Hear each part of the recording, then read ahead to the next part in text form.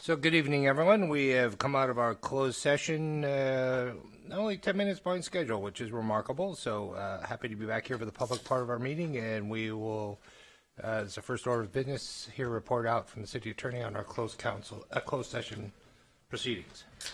Items 1B, 1C, 1D, 1E, and 1F were discussed with no reportable action taken. Item 1A is Lewis versus City of Santa Monica in the Los Angeles Superior Court. This is an inverse condemnation action arising out of property damage sustained to a multi-unit property, allegedly as a result of a city tree. The alleged property damage includes water damage as well as structural damage to the building. The city attorney's office is recommending settlement in the amount of $47,500. Move settlement. Second. All right, move to settle that particular matter for $47,500. Is that correct? Moved by McEwen, second by Davis. And we'll That's have correct. a roll call vote, please. Yes. Councilmember Vasquez. Yes. Mayor Pro Tem Davis. Yes. Councilmember O'Day. Yes. And Mayor Winter. Yes, so that motion carries 5-0. And we've been told the tree has been disciplined. Yes, and that's the only thing reportable out of the closed session. Isn't that correct? I'll answer that question. Yes, that is correct. And now, could the clerk call item 2A, please? Item 2A is the City Manager's Report Residential Satisfactory Survey.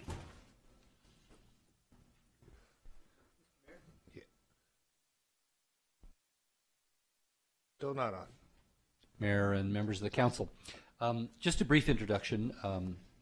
Paul Goodwin of the firm of Goodwin and Simon has done work in the past for us. It has been our practice as a city on a biennial basis to ask our citizens how well our city's services performing, how satisfied are they, and to ask some additional questions that are helpful to the council in making public policy. For a variety of reasons, mostly due to the way in which the polling industry has changed. We're behind schedule on this regular rhythm of coming back to you.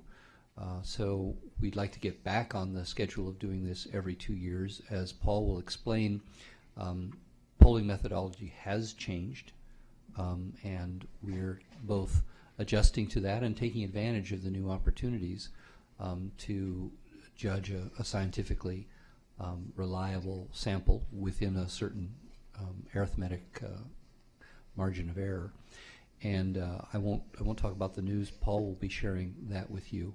But this is something we've done for a long time, and of course it's very useful to us as we go through the budget process, making our recommendations to you about where we need to improve and where we're already achieving very positive results, at least from the standpoint of the people we serve. So, Paul?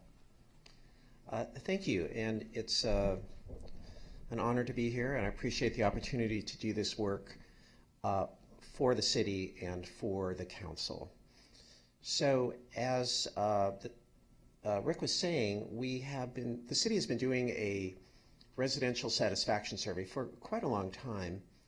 And over the years, the methodology that was used has evolved, mostly because it's become increasingly difficult to get telephone surveys completed, especially this kind of survey, as opposed to political surveys where you're calling from a list.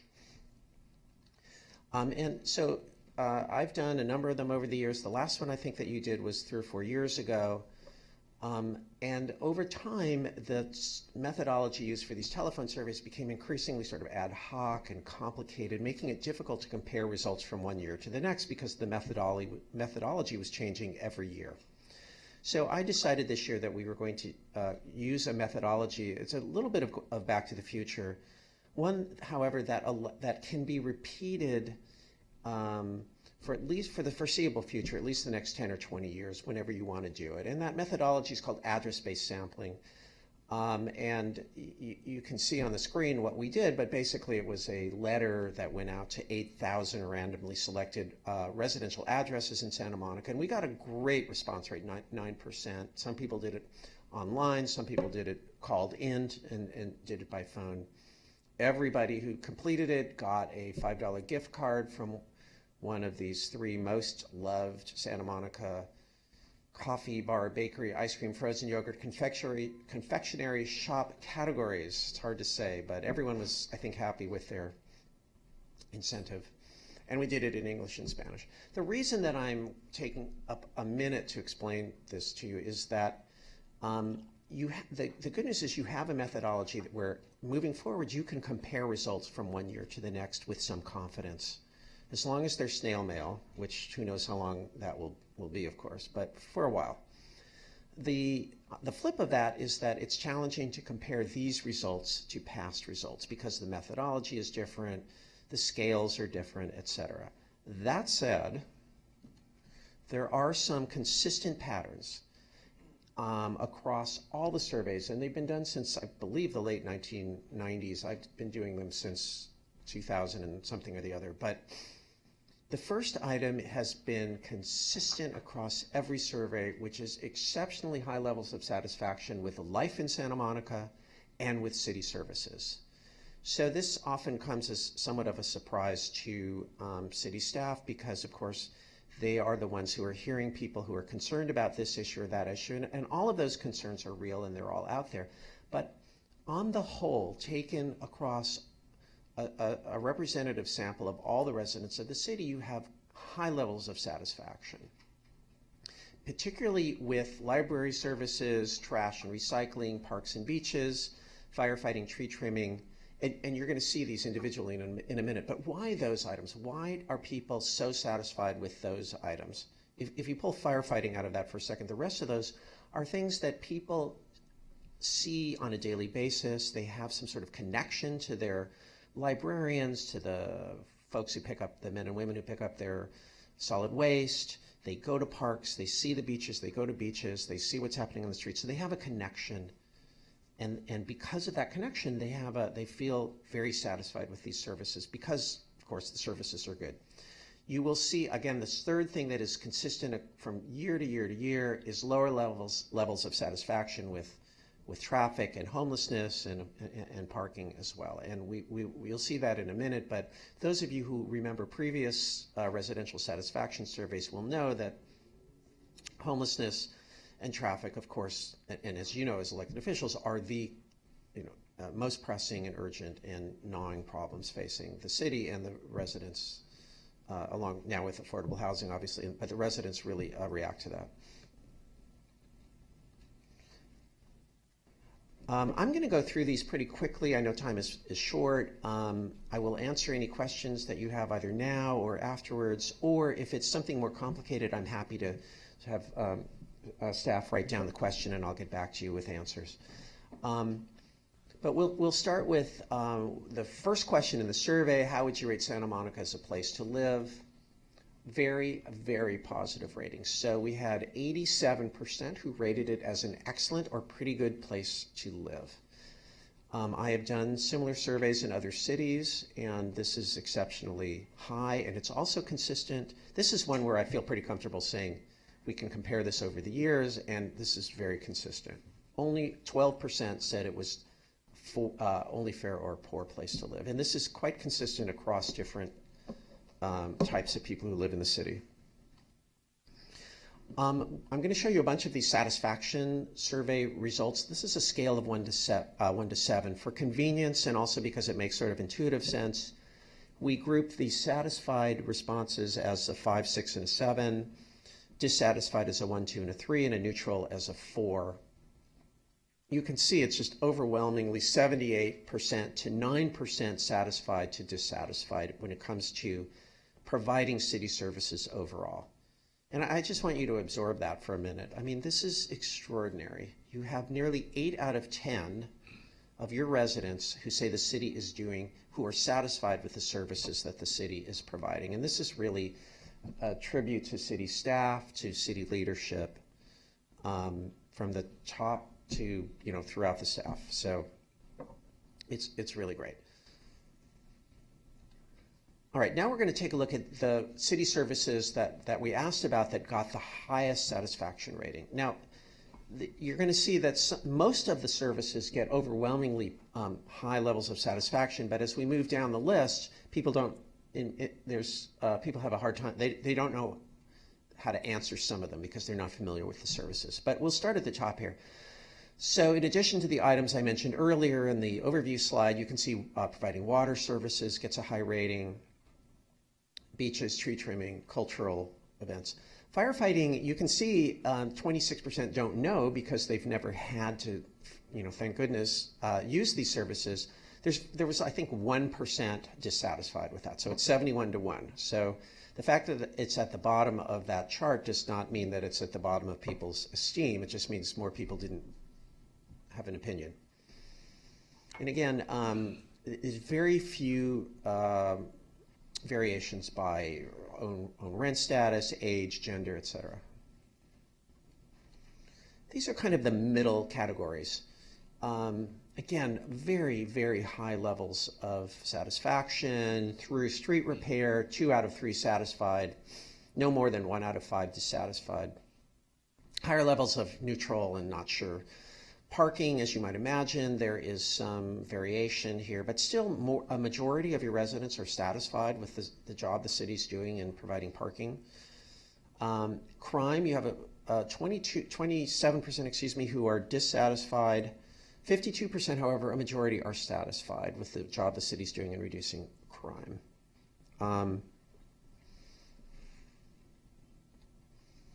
These are items where you find some lower levels of satisfaction. Code enforcement is, again, the proportion, the ratio is very, very positive, but a third have no idea. 911, even more so.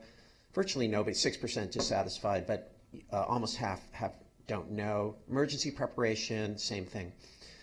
Then we get, also I'll just point out, managing city finances, 45% don't know. You actually have a plurality who have a positive, who are satisfied with how the city manages its finances, which is pretty remarkable compared to other cities. It's really a positive finding for you.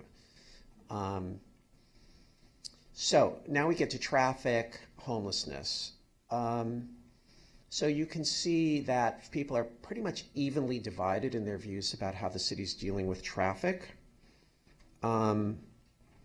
And this tends to be long-term homeowners and those who've been in the city 20 years or more who are most concerned about this, as you might imagine. Homelessness, we asked it in 2 different ways. If you look down at the bottom about dealing with the homelessness, I think it was the regional homelessness crisis versus provide homeless services. What is interesting to me about the high levels of dissatisfaction is that they're actually higher among newcomers to the city, 6 years or fewer. This is the only problem that we looked at where we saw that pattern, where newcomers were more concerned than long-term residents, perhaps because the long-term residents have had more experience and have seen this problem rise and fall over time.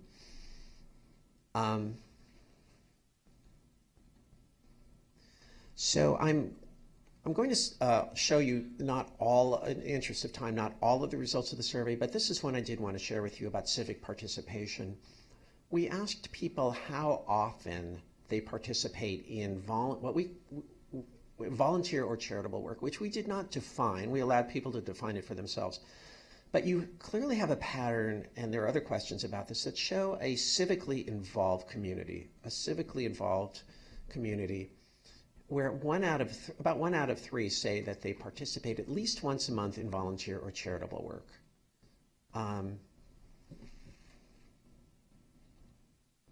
We asked a number of questions about transportation. I'll show you this one. So we asked how often do you use these sort of non-car, non-single-family, single-occupancy vehicle forms of transportation to go outside your neighborhood? Well, 94% say they do walk outside their neighborhood. But look, for example, at Big Blue Bus. So 36% say they've used the bus in the last month. Expo Rail Line, 54%. Now, the thing I really noticed was the ride sharing, that's Uber and Lyft. And so a service, an option that did not exist, right? Maybe, 3 years ago, 4 years ago? And you had, I think, more than 80% of residents under 50 who claim they use it at least once a month. So the astounding speed in which technology is changing the way people get around is really staggering. It's really, really interesting.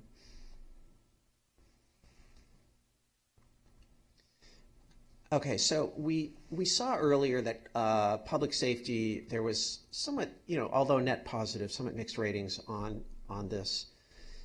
This is a slide I wanted to share with you. We see that 55% of city residents say that the level of crime has increased compared to a year ago. And this tends to be people who have lived in the city for 6 years or more and are white tend to be a little bit more likely to say the level of crime has increased. I might add, I won't take up your time with a lot of slides on it, but this is also highly correlated with concern about homelessness. So there's these issues are really working together in people's minds. Now, that said, when we ask people how they feel about how safe they feel in specific locations, you can see that by and large, most people feel really safe. So the promenade, shopping and dining areas, the beaches, even look at streets in your neighborhood, which is where you would expect maybe some people to feel less safe. 69% feel safe, 15% feel unsafe. The one you can see a somewhat more even split is at alleys in your neighborhood at 51% safe, 30% feeling unsafe. So that's certainly a somewhat of a targetable finding where you can actually take a look at that in your policy deliberations. Another safety-related item that really stands out is concern about speeding vehicles. You can see that pedestrians, you have 63% who say they are concerned about vehicles speeding in their neighborhood as pedestrians, and similar numbers about vehicles speeding in major streets and so forth. So, I'm not sure that this is particularly unique to Santa Monica, but it's certainly something that the survey is telling you there's high levels of concern about. We did ask people on the topic of public safety, what emergency events are they most concerned about? Of course, earthquakes at the top. No doubt, had we conducted the survey, this week, that wildfires would have been higher on the list, and that's unfortunately an increasingly urgent issue. But you can see earthquakes, utility system failures. Really sad to even say, but active shooters and terrorism are of great concern to a lot of people as well. So we asked people, do you have emergency supplies? 2 to 1, 62% to 31% say yes, they do. There are notable differences in the ways you might imagine: homeowners versus renters, parents versus non-parents, and young versus old. Do you have enough supplies is quite a different question for 7 days, and only 32% said they had enough supplies on hand for a week. So again, this is a really clear, easy, I shouldn't say easy, but clear target of communication and policy. Okay, so there are other questions we asked, and I'm sure that in the material that you have, you can see those, and I'm available to answer any questions that you'll have about it. But just some conclusions. So as we saw, very, very positive ratings about the city as a place to live, and about the job the city is doing across really most of the service categories that we asked about. Again, this is really good news, and you should all feel good about your role in this and staff. And although we did see some concern about crime increasing, most people feel safe across most of the places that they visit. We see high levels of civic engagement in the city.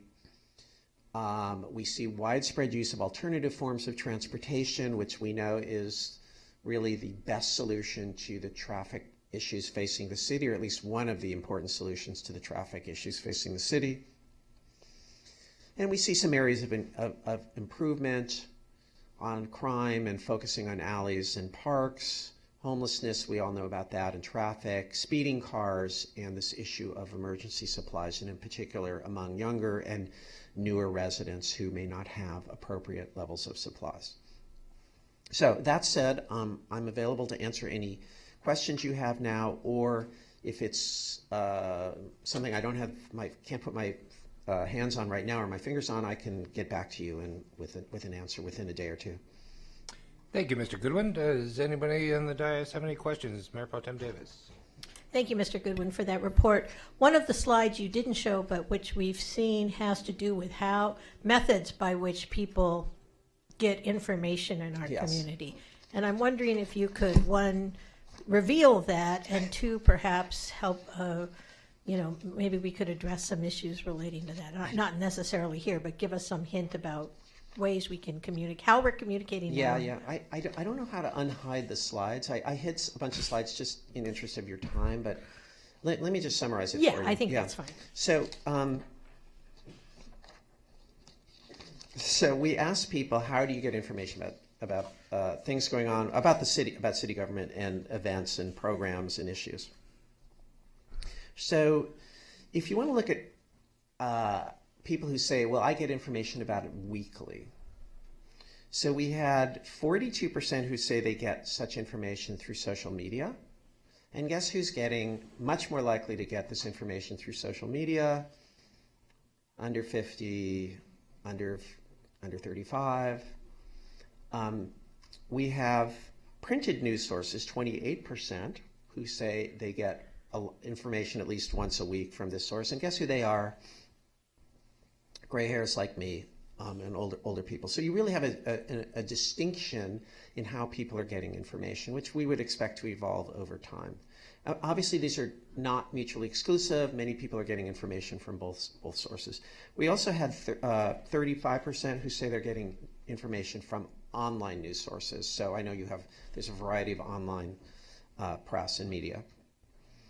All the other sources that we tested, we asked people about, so TV and radio, Santa Monica Alert, the city's website, and SAMO News were much, much lower levels of at least weekly use.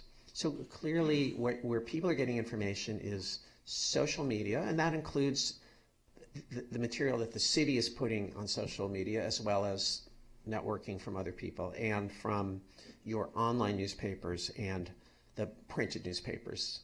So and the age distinctions are really, really interesting and really clear. And this is consistent across, everywhere you go. Great, thank you. Yeah, thank you. Councilmember McEwen. Well, that was exactly my question, was how does this compare to other communities? Because we happen to be part of a megalopolis with the LA Times, yeah. Whereas many other places have a more active, more focused local press. The amount of people saying their primary source of information is social media gives me real pause, because not all the information on social media has been responsibly placed or is accurate. That's right. So how does that compare to other communities? Is social media the new tribal drum in communities? Yes, absolutely. Yes. I don't have at my fingertips compared to this community or that community, but I can tell you for sure that is how people are getting their information. And if you want any more evidence, just look what's happening in politics and the influence of social media on public attitudes. So this is a challenge, and I'm not the expert on exactly in dealing with this, but it does tell you that if this is where younger people and your younger renters and your newcomers to the city are going for information, then your city's role in making sure that your voice is heard accurately through social media is as important as you knew it was. And I know that the city's doing a outstanding job in that. And the evidence of that is in the results here. I mean, people, if they're getting most of their information about the city through social media, these younger people, and you're not seeing, in fact, you're seeing higher levels of satisfaction among younger people across not all of these, but a number of these categories, that tells you that they're seeing and feeling satisfied about what they're seeing on social media, at least, in part. So your polling gave no indication the social media could be a nonprofit organization's webpage or Facebook page. It could have been the city's. It could be a Twitter account from somebody. Could That's very all well be all of mixed those. together. Right. Could well be. Thank you. Yeah. And again, you know, one of the things, if the city continues to do this on a regular basis, now that you have, I believe, a methodology where you can really comfortably compare from one year or one biennial cycle to the next, you know, maybe this is, while it's still fresh in your mind, it'd be the time to think about, well, what do we want to, what should we ask about the next time that we can continue over time? So, Tim, maybe you can make a note of that, and, you know, other things that have come to mind you can share with Tim or with me directly for future surveys. Just add a thought. It'd be very hard, though, over a survey year to year. You know, this year it might be Twitter, next year it might be Instagram, and those changes are happening faster than we could possibly pull them. So, right. But if it's invented, it may be invented here in Santa Monica in the future. Yeah, you didn't ask about scooters. We did not. We did not, and actually, that will very likely be on the next survey. All right, seeing no more questions, thank you very much, Mr. Goodwin, for the presentation. And also thank you for, you know, your steps forward in a new methodology that hopefully we can continue to use for years to come, and starting with this as our base report. So thank you. My pleasure. And now, Mr. Mayor? Yes, Mr. Might I extend for a couple of moments the city manager's report because of the recent developments with the fires to the north. We've been very involved as a city, and I'd like to give the council as well as the community a report on our involvement as a city in mutual aid. We'll be brief? Sure. All right. Let me turn to the person who's been leading that effort, along with our Chief Resilience Officer, Lindsay Barker, our Chief Communications Officer, Debbie Lee, our Police Chief, Cynthia Renault, our Fire Chief, Bill Walker, and far more people than I could mention here on the dais. But our Chief Operating Officer, Assistant City Manager Katie Lichtig, not only is a seasoned veteran of emergencies in her previous leadership roles, but as a former city manager of Malibu, had a particular expertise and sensitivity to our most immediate neighbors affected by the fires. Katie? Thank you, Rick, and thank you, City Council members.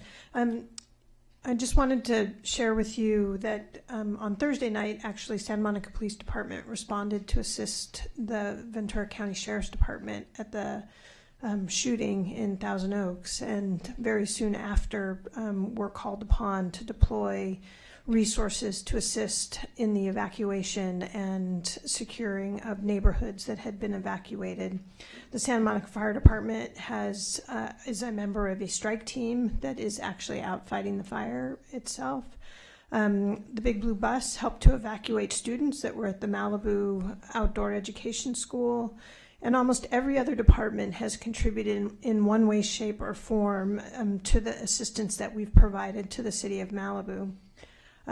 We've been hosting the city of Malibu in our EOC since the morning after they were evacuated from their city hall, and it's been in operation 24 hours a day since.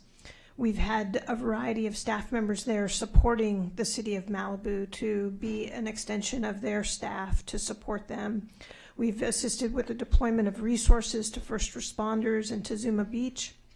And that's in much thanks to our colleagues in Public Works who, on a moment's notice, deployed stake bed trucks, 3 of them, and our friends in CCS who filled to the gills, went to Costco with our colleagues from Malibu to fill that with things like water and Gatorade and food and chapstick and the things that baby wipes, the things that first responders need out in the field. City Attorney's Office, Public Works, CCS, CMO, Animal Control in the Police Department took in animals. We've supported the collaboration with the Santa Monica Malibu Unified School District since tonight's community meeting. I've gotten a number of texts. Barnum Hall is full to the gills. We're helping with traffic control, with public information, with parking, with helping them actually do the run of show and stage managing for them. And so we've been very involved in helping the community understand what the next phase of life is once the fire is safe for them to return to their community. We've been very instrumental, as Rick mentioned, in our communications team, being supportive of their communications team. We've been helping them with websites and social media, but we've also been attentive to our own community's needs for information as well. We've been updating our website, Santa Monica Alerts, and I'd encourage anyone who hasn't signed up for Santa Monica Alerts to do so. I think that would be the best way to get information.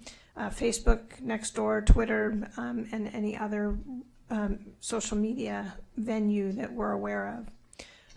The generosity of our residents has been outstanding. They made donations, they've offered their homes, they're sheltering people's pets who are evacuated. The stores of goods that came to us filled another stake bed truck, which we took out to first responders when we were taking the supplies from Malibu. Our fire department was awesome. They were dropped off at the fire department and then shuttled them down to the Civic Auditorium where they were stored and then transferred to Malibu. And then we've also been supporting our own staff. We've had a number of staff members who were evacuated, who live in the impacted areas.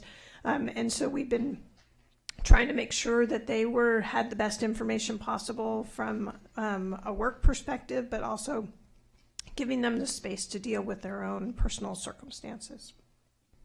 I'd like to thank the city manager and the city council for the ability to actually help Malibu. It is an unusual circumstance, and I'm very appreciative. Thank you for that. And let's hope that we don't anytime soon have to turn to Malibu for help with our own emergencies, but I'm glad we were able to lend a hand to them. Hear, hear.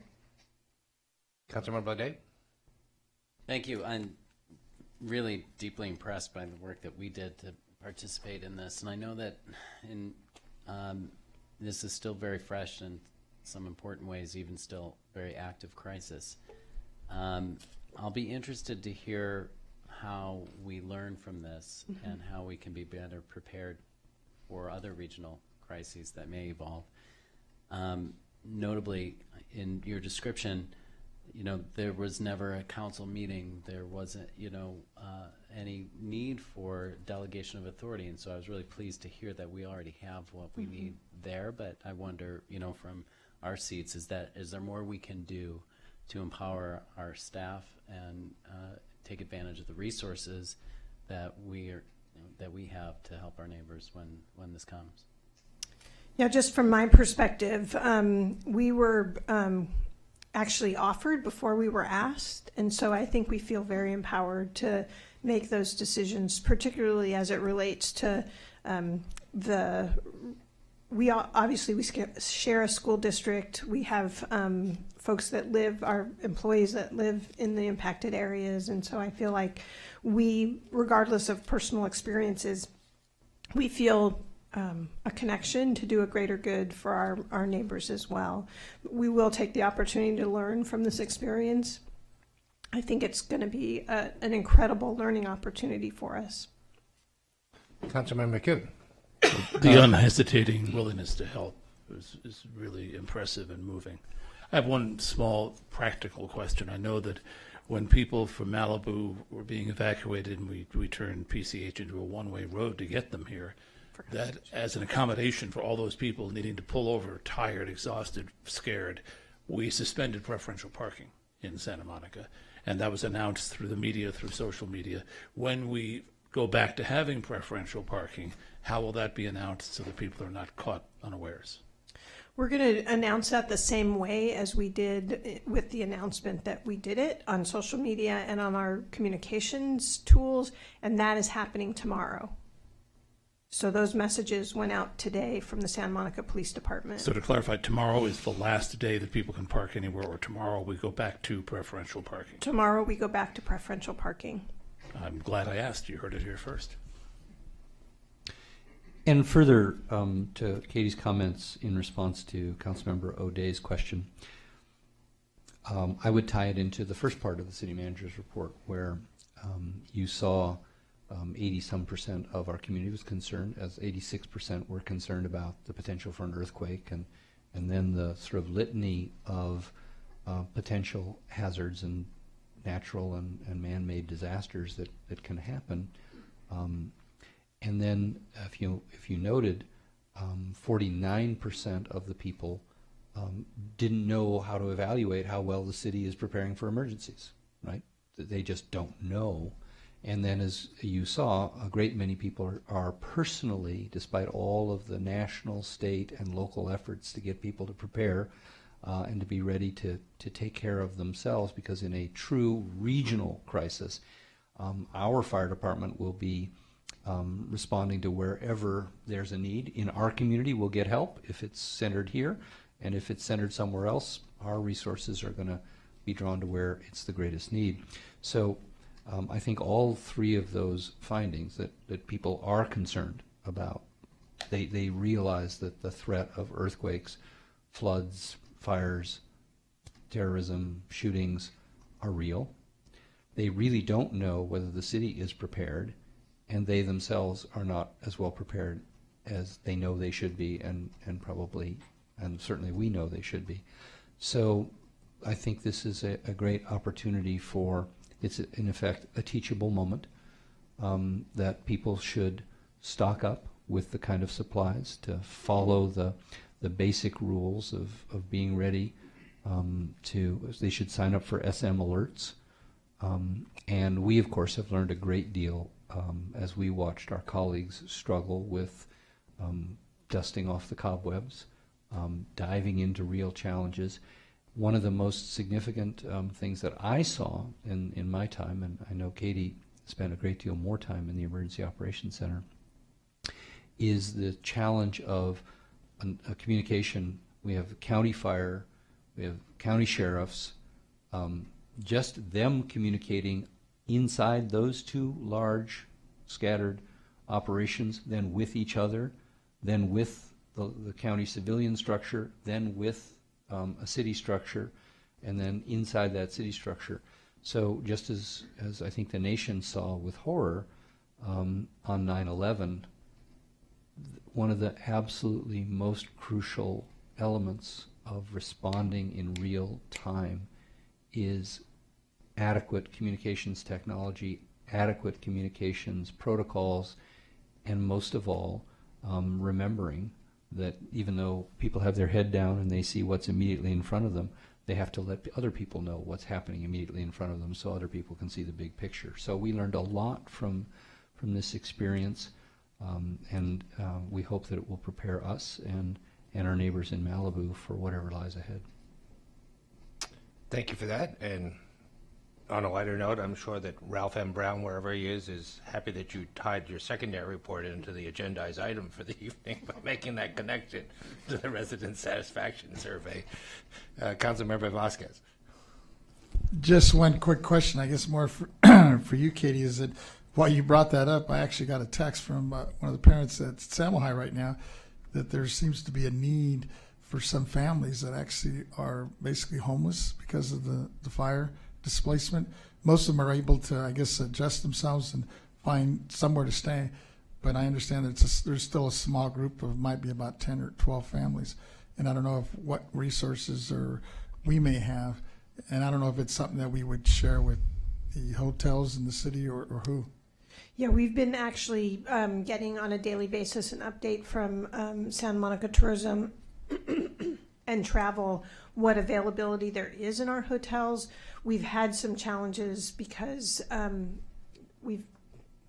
has been in town, and so we will continue to provide that information to our colleagues in Malibu so that they can publicize it. Thank you.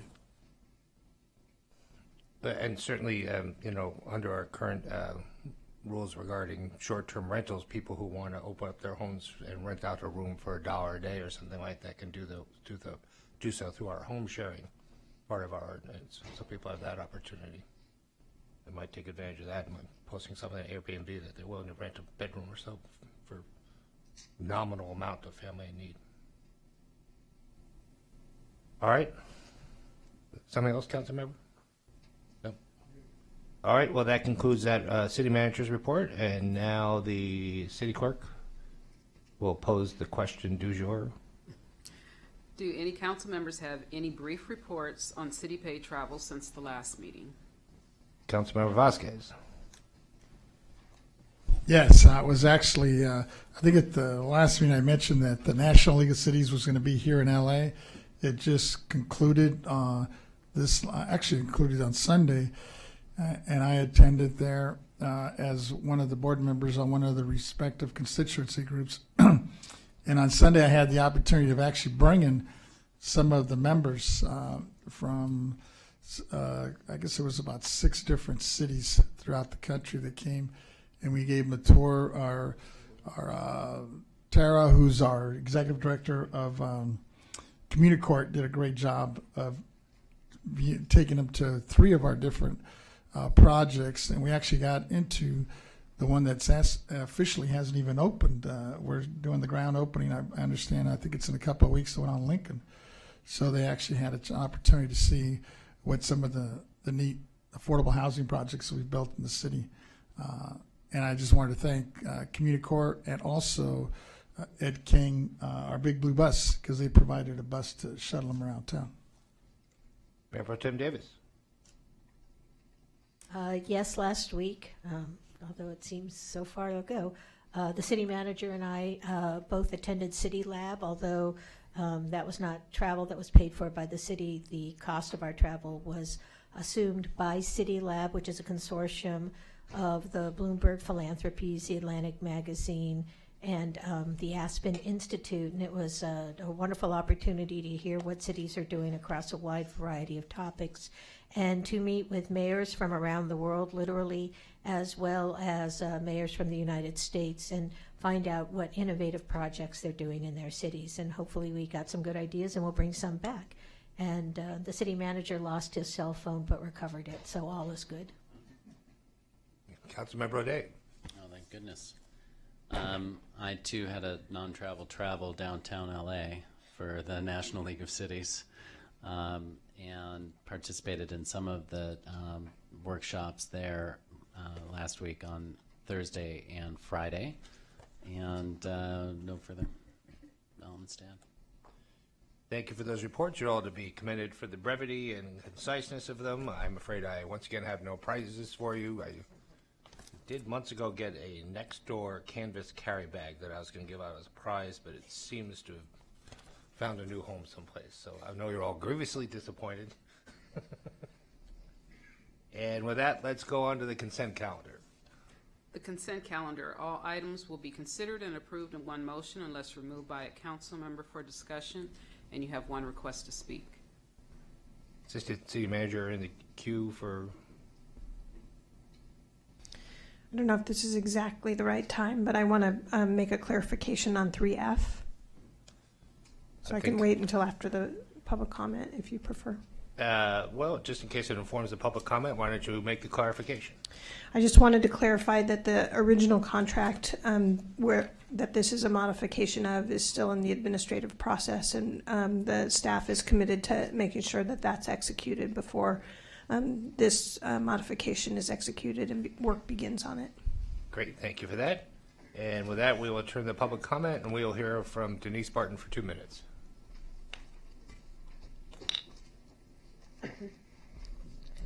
Good evening. I do hope everyone notices how the city continues to lowball original costs in items 3B, F, and D. Although it is interesting in the original staff report for item 3D, it states that upgrading the existing city system would yield the best return on investment as compared to purchasing an out-of-the-box feature-rich solution. Well, apparently by tonight's item 3D, that was untrue. And item 3E is another check for as-needed unspecified services for $1.25 million. I'll be really interested in seeing the accounting for all these as-needed services. Finally, the Conflict of Interest Code is changing for the Council from an obligation of acting position, subject to the same disclosure requirements as the applicable designated positions in which the person is acting, to disclosure obligations are set forth in Government Section 87200. These positions are designated in the Conflict of Interest Code solely for disqualification purposes. Just like Downtown Santa Monica, Inc., who are not subject to the city's Conflict of Interest Code and only must file designated positions disclosure of interest statements with the city code. So now you are downgrading the city's Conflict of Interest Code after you put on such a performance with the auditors, after what Pam O'Connor, Rod Gould, and Marcia Moultrie did, that the residents had to pay $1 million in settlement costs for. Or my real question would be, is this going to be done to hide the expense of the conflict of interest for you in the district voting case? Also, which one of you is going to claim financial responsibility for the millions of taxpayer dollars used for your conflict of interest district voting case? As well as I see nothing about submitting this for approval by the FPPC of the state, which without this action would not put this into full force and effect after adoption. Thank you. Yeah, and the council members, that concludes the public input. So the consent calendar is before us. Does anybody wish to pull any items from the consent calendar? Seeing nobody leaping out of their seat, I'll entertain a motion. I'll move adoption of the consent calendar. All right, motion to approve the entire consent calendar by McEwen, and second by O'Day. Can we have a roll call vote, please? Councilmember O'Day? Yes. Mayor Pro Tem Davis? Yes. Councilmember Vasquez? Yes. Councilmember McCune? Yes. And Mayor Winter. Yes, so the consent calendar is approved 5-0. Next, we have item 7A. It's the second reading and adoption of an ordinance amending Chapter 6.49 of Santa Monica Municipal Code related to taxi cabs.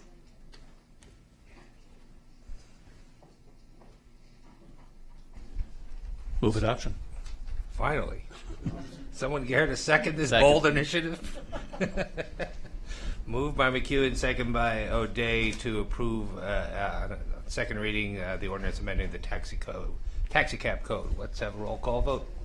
Councilmember McCune? Yes. Councilmember Vasquez? Yes. Mayor Pro Tem Davis? Yes. Councilmember O'Day? Yes. And Mayor Winter. Yes, so that also passes 5-0.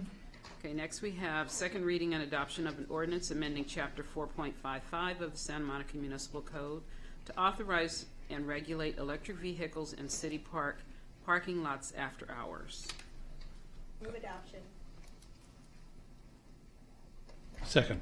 All right, moved by Mayor Pro Tem Davis, second by Councilmember McEwen for adopt on second reading the ordinance amending our rules on electric vehicle parking in city parking lots after hours. Can we have a roll call vote, please? Councilmember O'Day? Abstain? Mayor Pro Tem Davis? Yes. Councilmember Vasquez? Yes. Councilmember McCune? Yes. And Mayor Winter. Yes, so that carries with 4 yea votes and 1 abstention. And on to 7C, please.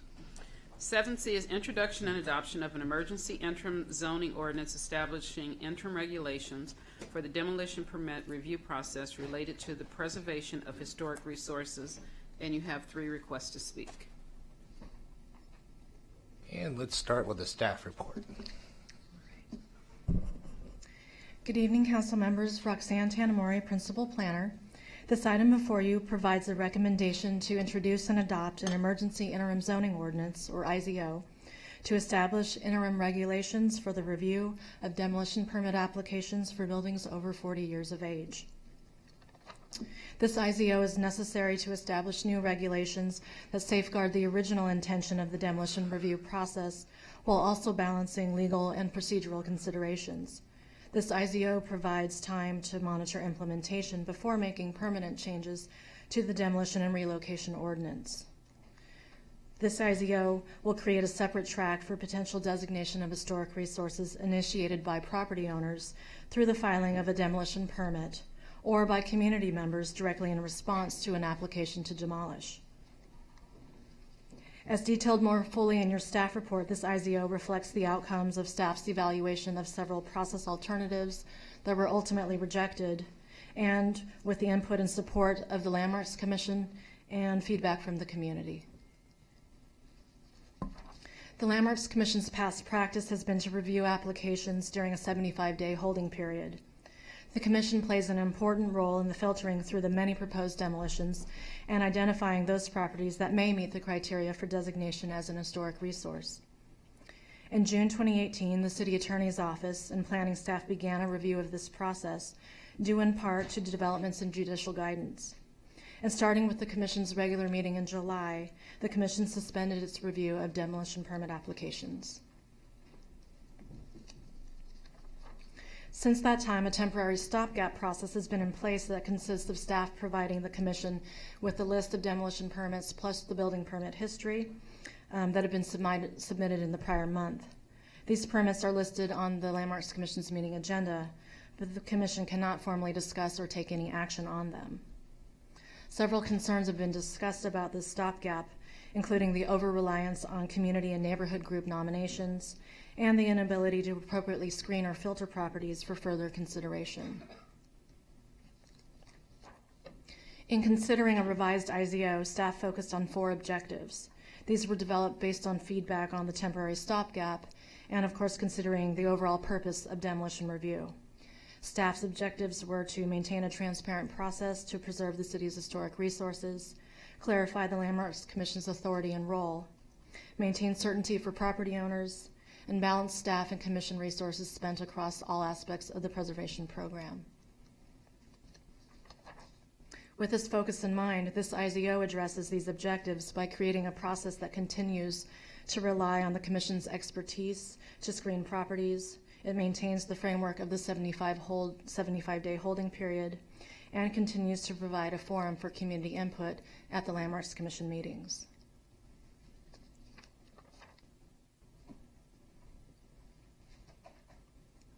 The 4 key components of the new process starts with the property owner's filing of a demolition permit for a building over 40 years of age, which will include an automatic request for a ruling on the historic status of the property.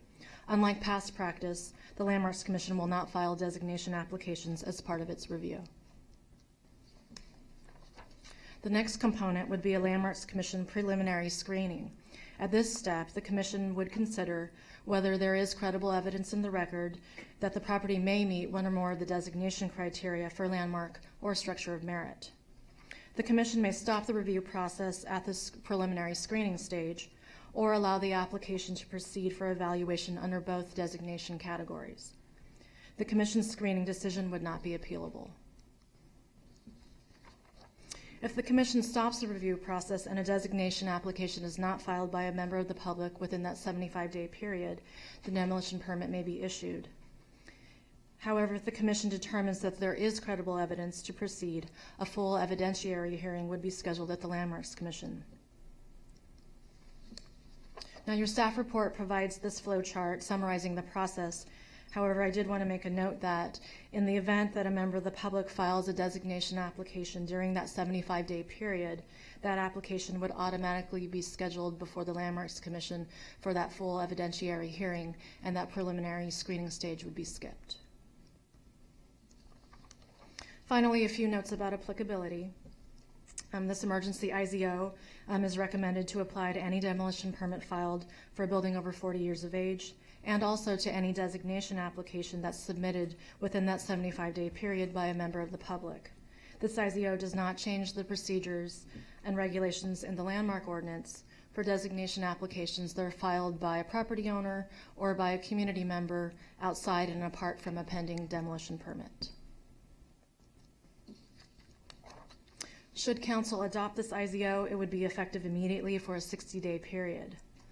Following adoption, staff would request a minimum 1-year extension to allow time to monitor outcomes and evaluate some potential permanent changes in the context of the forthcoming comprehensive landmarks ordinance update that's just underway.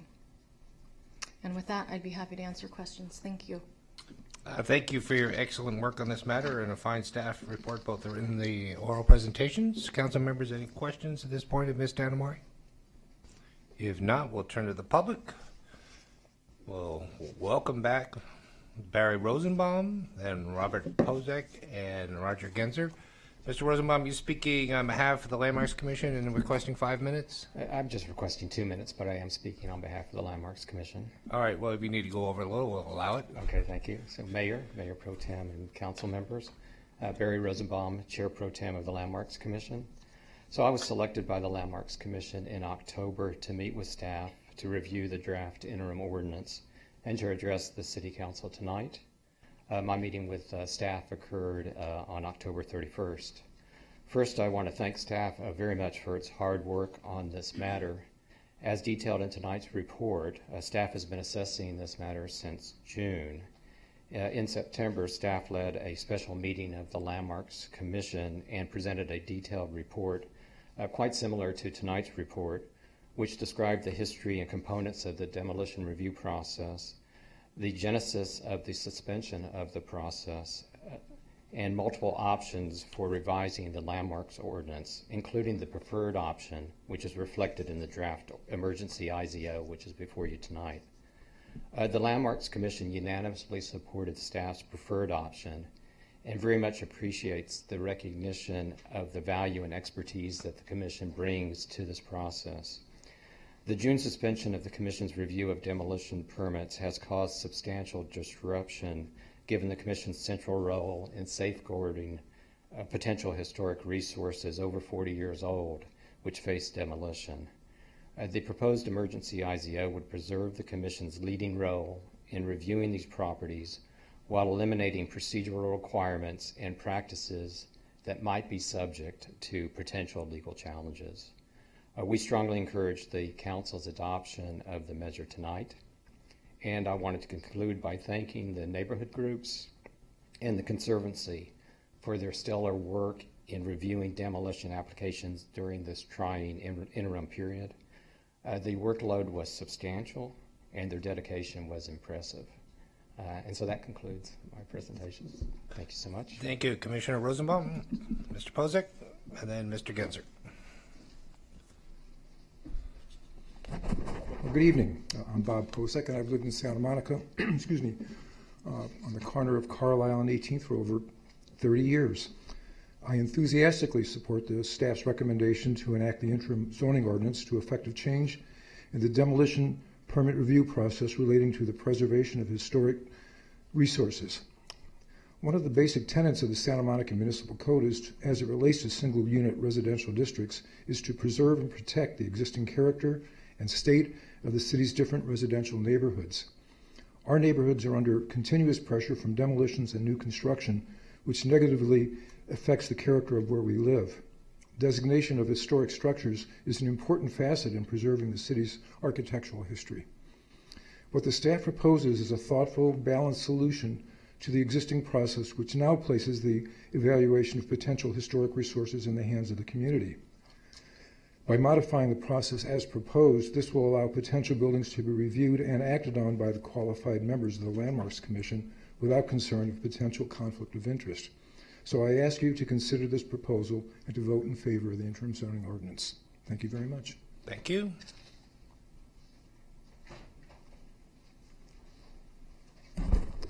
Mayor Winter and members of the council. Roger Genzer. I'm currently a member of the Landmarks Commission, and as you probably know, I was previously for about 14 years. But in the interim of 4 years that I was not on the commission, and particularly the period beginning in July, I was still a member of the community. And it was, I can tell you, it was a trying time for the community to have to deal with 56 demolition permits in a very short time, 4 months. You work that out over a year, it's like 175. You know, demolitions continue. And one of the things that when I was on the commission previously and continue to do is monitor the demolition process and the waves of demos that have gone through the years, and how it represents trends and how neighborhoods certainly change and lose their core over time, and I can see how those move their way through the city. So it was a very trying time, and I think I wanted to thank the staff and all the people who were involved with this, and as Mr. Rosenbaum mentioned, the community organizations and the Santa Monica Conservancy, because they had to go through this very trying process. So it is an emergency ordinance. I think that's true. because it will continue otherwise. And it's a process that's reasonable. I think it passes the muster of recent legal challenges, and I think it maintains the commission in its role as the safeguard of our historic fabric. Thank you. Thank you. Council members, that concludes the public input and the matters before us. I'll move the staff recommendation. Second. Seeing And that is to introduce and adopt, this being an emergency ordinance. Yes, and seeing nobody in the queue for discussion, we have a motion by Councilmember Vasquez, second by Councilmember McEwen to introduce and adopt this emergency interim zones pertaining to our demolition permit review process of historic resources. Let's have a roll call vote. Councilmember McEwen? Yes. Councilmember Vasquez? Yes. Mayor Pro Tem Davis? Yes. Councilmember O'Day? Yes. And Mayor Winter. Yes, so that passes 5-0, and let's roll on to 7D. Item 70 is introduction and adoption of an emergency ordinance to repeal and replace Santa Monica Municipal Code, Chapter 7.70, pertaining to the public right-of-way wireless communication facilities, and you have no request to speak. All right, and before we begin the staff presentation, Mayor Pro Tem Davis has an announcement to make. Yes, as on all matters related to wireless telecommunications, I'm going to recuse myself and leave the room. I work for AT&T, and while this measure specifically doesn't mention AT&T, it certainly may have an impact on their operations within the city of Santa Monica, so I will be recusing myself. Mayor? Councilmember McEwen. That, please don't tell me you're recusing yourself. No, but that brings me to a question for the city attorney. In that this is intended to be an emergency ordinance requiring, I believe, 5 affirmative votes, will we now be unable to adopt on first reading? And does that trigger the so-called condition of necessity, where perhaps we do need Mayor Pro Tem Davis on the dais? So you are correct that we now can't count to 5. That's my oversight for being a lawyer who did not anticipate that 5 minus 1 being only 4. And it is not, the rule of necessity does not apply here, so unfortunately I think the item will need to be continued. Is it better for us to continue the item or to introduce on first reading and then just have a second reading in 2 weeks? I don't believe you can adopt on first reading tonight. Well, we can't introduce because it's written up to be an emergency ordinance. Yep. Well, that's a shame. It is a shame. And I give the council notice I will not be able to be here 2 weeks from tonight, so may there be 5. Well, we'll deal with the agenda management process down the road, but apologies to those who came here for this particular item. We did not see this coming. We anticipated more of our members being present this evening. So with regrets, I think we'll have to, I will make a motion to continue this item. I'm looking for the city attorney to weigh on this. Continue this item to the next meeting, which we might have 5 available members to take some sort of action on this. That's correct. A minimum of 5. And we will do our best to find out what's happening in the next couple of meetings. Our next meeting will be November 27th. Hopefully we'll be able to deal with it then. I suppose I could also amend my motion to say that we would continue this to, and I was looking at the city clerk, we could do this as a 5 item so it would come up early in the agenda. We could if that's what you choose to do, if that's the way you want to. I think we might. Does anybody object to that concept? In fairness to those people who sat through here for a couple hours, that at least next time they wouldn't have to sit here as long? All right, so that's my motion. Someone want to second it? Okay. All right, we can do it by voice vote. All those in favor say aye. Aye. Aye. Okay, so apologies. We will continue this item.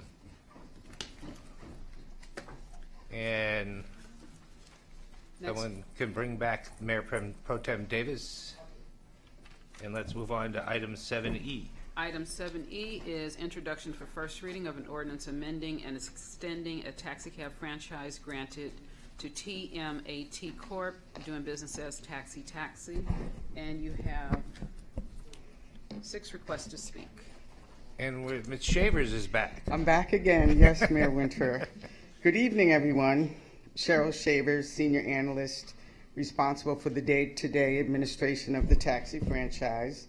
So this evening, we're here to recommend that the council modify and extend Taxi Taxi's current franchise for 5 years through December 31st, 2023. So the council recently amended the code related to taxi cabs in compliance with the state law.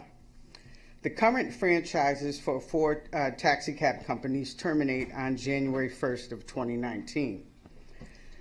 The state law allows the city to regulate companies that are substantially located, which is either by a primary business location here in Santa Monica or majority of prearranged and non-prearranged trips in the jurisdiction.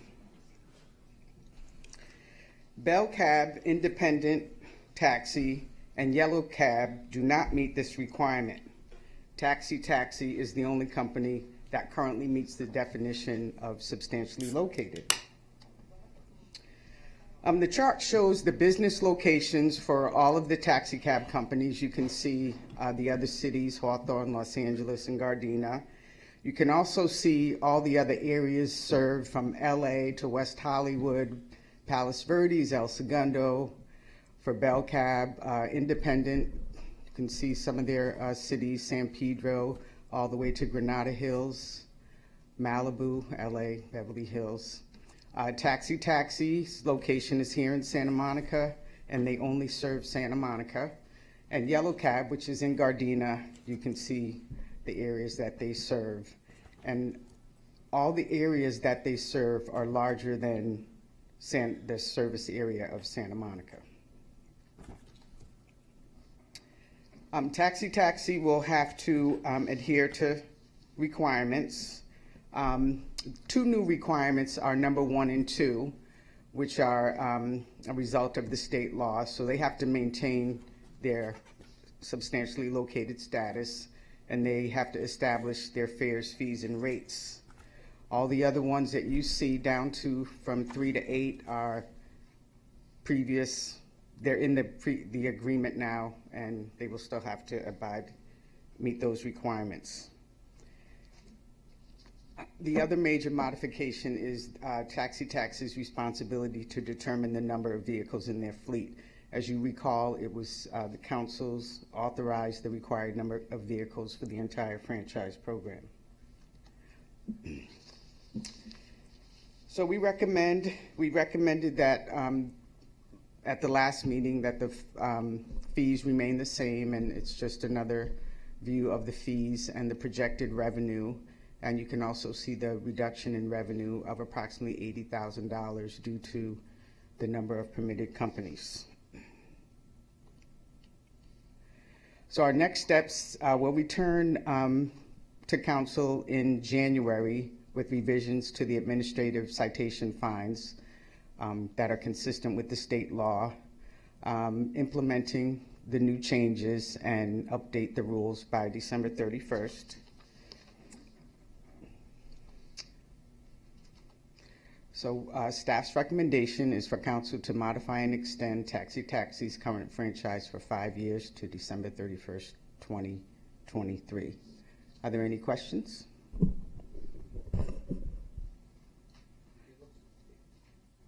It appears you were so thorough the last time you were here that we have no questions at this time, so thank you. Thank you. So with that, we'll turn to the public input.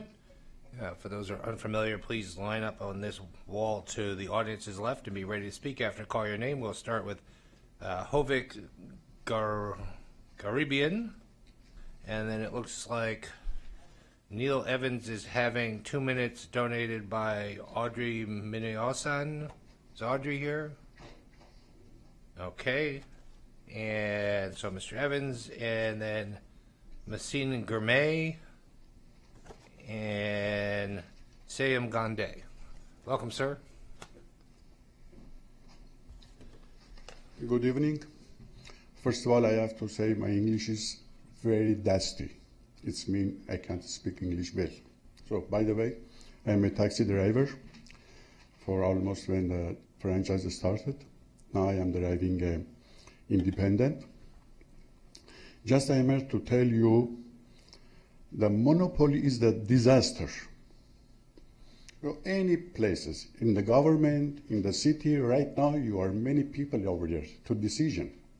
So, if we have just a taxi, any taxi, doesn't matter, taxi, independent, yellow, anyone. I want to explain to you on the story. When I started driving, I was driving Bell. I had a very bad accident. I killed a lady. By the way, the Bell kicked me out because I had an accident. And then I go to Metro. They hired me because my license was okay and the city, the police knows it was not my fault. And after 2-3 years, I have a little conflict with a driver. They kicked me out again because they said you have to say nothing, no problem. And then I go to taxi company. I drive there 2 weeks, but one day the owner, he liked me, but said, we have a insurance problem. Okay, bye-bye. I go to independent. Almost 4 years I'm driving independent. It means it was not my fault. So I want to say monopoly is real disaster. Just I was coming in, there was 2 stairs, one from the left, one from the right. That's a reason it's make a big money for city to make 2 stairs. But just is in case. If something happen in any taxi company, what can you do? So, me as a taxi driver. Thank you, sir. Your 2 minutes are up. Thank you. Thanks. Mr. Evans. Good evening, ladies and gentlemen. My name is Neil Evans. I'm the attorney for Independent Cab. I've been their attorney since 1988, so I know a little bit about them. They've also served the city of Santa Monica for over 41 years. The problem with what's being presented to you, and I realize that I'm going upstream in making this point, the problem is that there's been no analysis of the effect of what they're doing, only extending one franchise on the city, whether there will be adequate service. What the city staff, I understand, is doing is they're trying to comply with a new law. ITOA can comply and will comply with the new law by forming a new entity that will be dedicated to the city of Santa Monica. So all we need to do is amend our existing franchise to change the name. It'll be Independent Taxi of Santa Monica, a separate entity.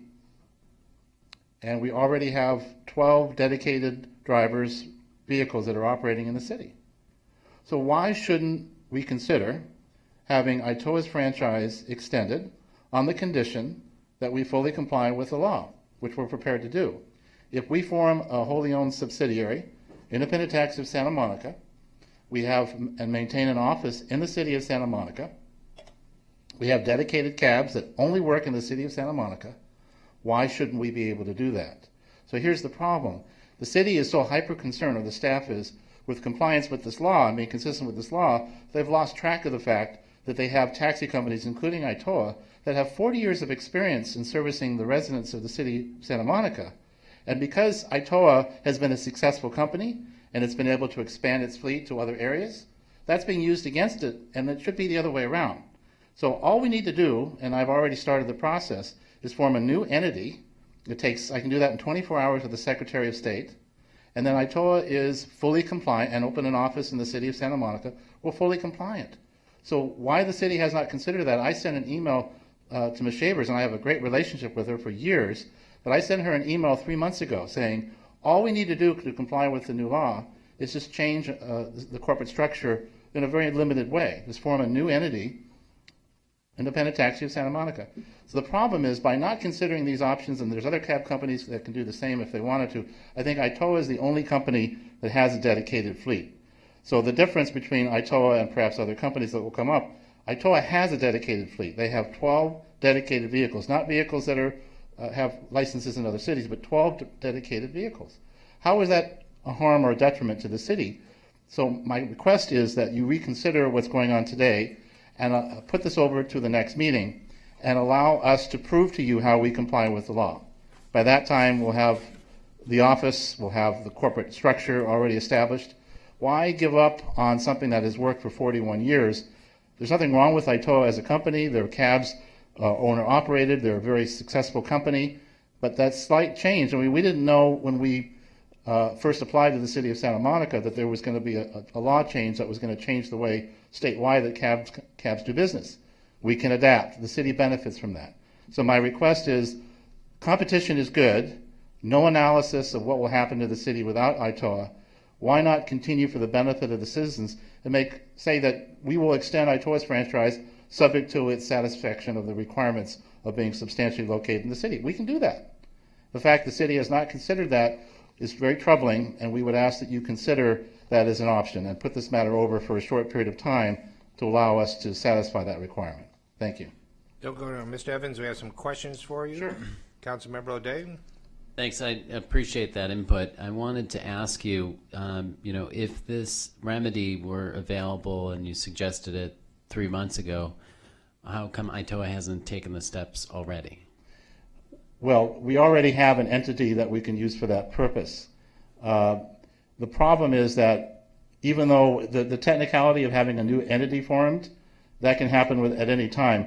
We prefer to form a new entity, a fresh entity other than one we already have, that would be a subsidiary. The fact that we haven't done it today, it's curable within 24 hours. It doesn't do us any good to form the entity unless we have the willingness to accept that as an alternative.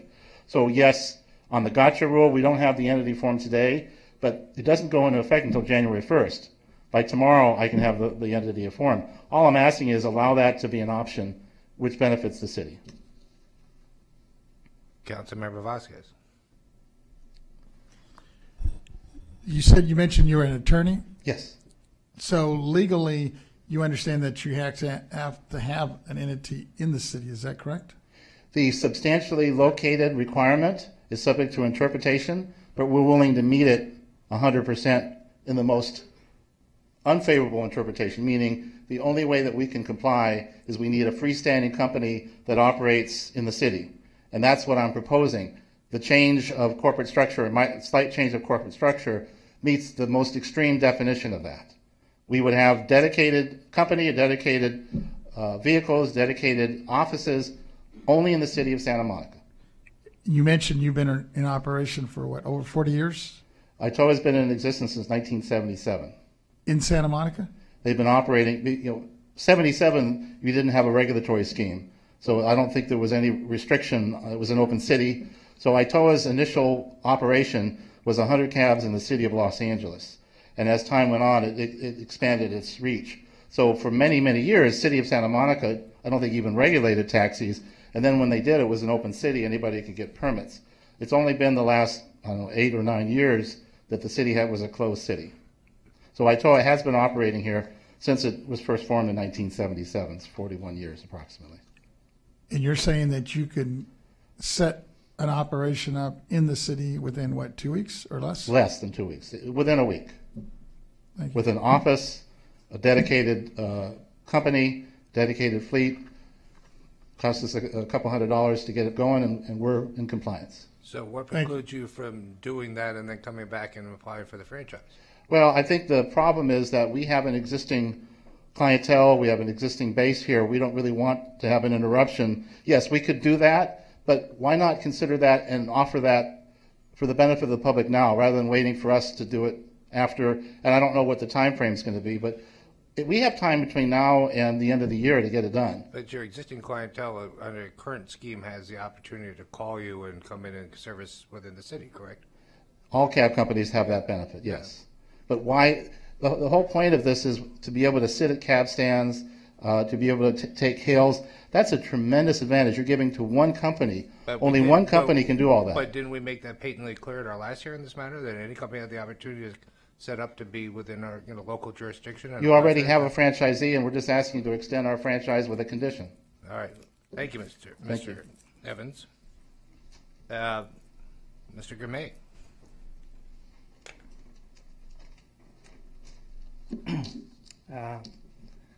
Good morning. And good evening for City Council. I just sometimes it's the morning here, but we haven't gone that late yet. I had a lot of So my name is Masfana. I'm living in the city of Santa Monica, and I own and drive a bell cab.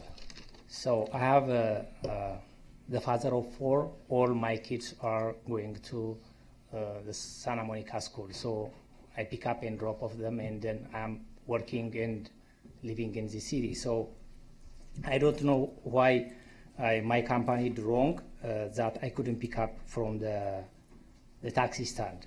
So I know the city, I appreciate that the city of Santa Monica give a priority for residents to working and living, and so we have a lot of benefit from the city. So I would hope that my city council, that I give you my voice, would help me and allow me to pick up fare and from the taxi stand in the city of Santa Monica. Thank you. Thank you. Mr. Gande, before you speak, let me call a few more names. And Daniel Klein is having 2 minutes donated by Mamouna Rashid. Is Mr. Rashid here? Very good. And Tom Larmore is having 2 minutes donated by Assam Salem. Is he here? All right. So we're queued up. The floor is yours, sir. Welcome. I'm sorry, what is your name? My name is Sejum. Okay, thank you. Good evening, everybody. My name is Sejum Gande. I live in Santa Monica for more than 5 years. And then I owned the bell cab for 3 years, and I used to drive in Santa Monica City. And then I have kids, and then I work in Santa Monica and drop off kids and pick up kids, and it's close by me in Santa Monica. And also my wife, she works too, Santa Monica. And I use trip from taxi stand, hotels, and I have to make some money for paying bill. And I don't know what the bill cab did wrong to stop me from Santa Monica. Making a living, I don't know. I would hope that my city, Santa Monica, helping me and allowed me to pick up hotels, stands, and I have to make my bills. I have to make some money. I have to pay a bill. For that matter, I like to help city of Santa Monica. Thank you so much. Thank you, Scotty. Mr. Klein. Good evening, ladies and gentlemen. My name is Daniel Klein. I work at Bell Cab, and I'm here on behalf of the owner-drivers of Bell Cab who want to service the taxi stands and street hails of Santa Monica. And many of our drivers live in Santa Monica, participate in Santa Monica, and they want to continue servicing Santa Monica, not just with radio calls, because that's something that we have no control over, but to allow some of our drivers to participate where they don't have to be roaming around, waiting for a call. They can have a place that they can go and sit. If someone walks up, they can service them, or if they get a radio call, they can service the radio call, is beneficial to everyone. They really want, and what Bell Cab would request, and we have requested, is there be a 2-tier system. And if it's extending the franchise, if that's the term you want to use, you can do that. And I don't want you to be under the misinformation that you can't regulate Bell Cab, because if we agree in a contract and we follow your rules and you permit us, you're allowed to. And there's been some talk about, oh, you're not allowed anymore. No, you are allowed. We want you to regulate us. And I don't know how to express that more than saying we want you to regulate us.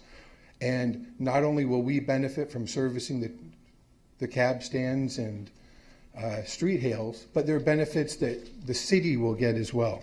You'll have control over us. There have been problems. They come up. Every company has problems. And when they call the city, Cheryl is amazingly good about following up, keeping track of what the complaint is, and making sure that it's handled correctly. And having the control over us will continue that. If you don't have the control over us, and one of your residents complains, you have no remedy as a city. And we're saying, take the control. You have the ability. It's not something that you don't have the ability to do. We want you to have that control. We want you to regulate us, and we want to comply with Ms. Shaver's request if there are problems. We hope there aren't, but we've had some problems, and we try to deal with them as quickly as possible that meets her satisfactory goals. Because if it doesn't, it's a problem.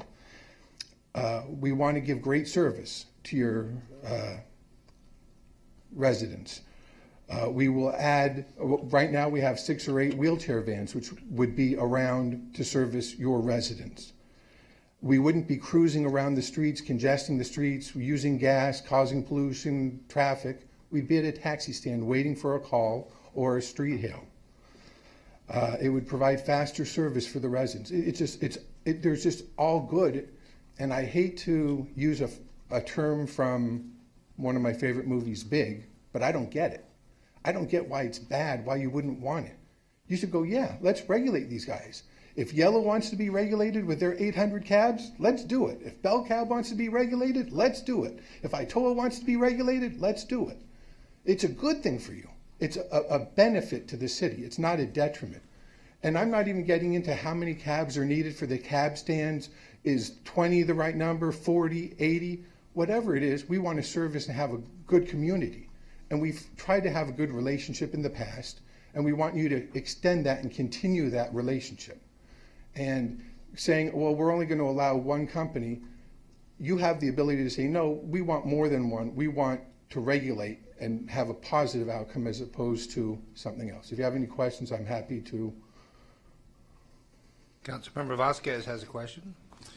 You mentioned in your opening remarks that some of your cab drivers actually live in Santa Monica. Right. Do they actually own their cab? Yes. So actually, 2 of them were here, Mr. Gandhi and Mesfin Gourmet. They both are owners. They're drivers. They don't lease out their cab. Every day they wake up in the morning, take their kids to school, work in Santa Monica, work wherever they can get business, and come back. And we have 30 permits. We're not asking for 300 permits.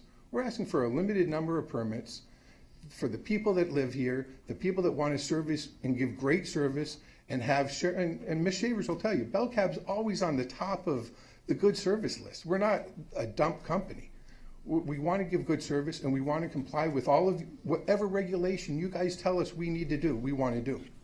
And you know, sort of the frustration is I don't know why it's a bad thing. I don't know why you wouldn't go, yeah, let's do it. It's a win-win. It's a good thing. Thank you. Thank you, Mr. Klein. Mr. Larmore? Good evening. I'd like to bring us back to the agenda item. The agenda item is the staff recommendation to modify and extend Taxi Taxi's current franchise. That's all that's before you. Some of the comments that have been made have absolutely nothing to do with that. For example, whether another company, Itoa, can qualify for a franchise is not before you. Maybe they can. They can probably do what Mr. Evans talked about, and they can apply for a franchise perhaps before their current franchise runs out at the end of the year. The comments made about Bell Cab, I would remind you that the state law says that you are permitted to regulate only companies that are substantially located in Santa Monica. Now, these other companies and their drivers have the authority to come and pick up through prearranged trips anybody.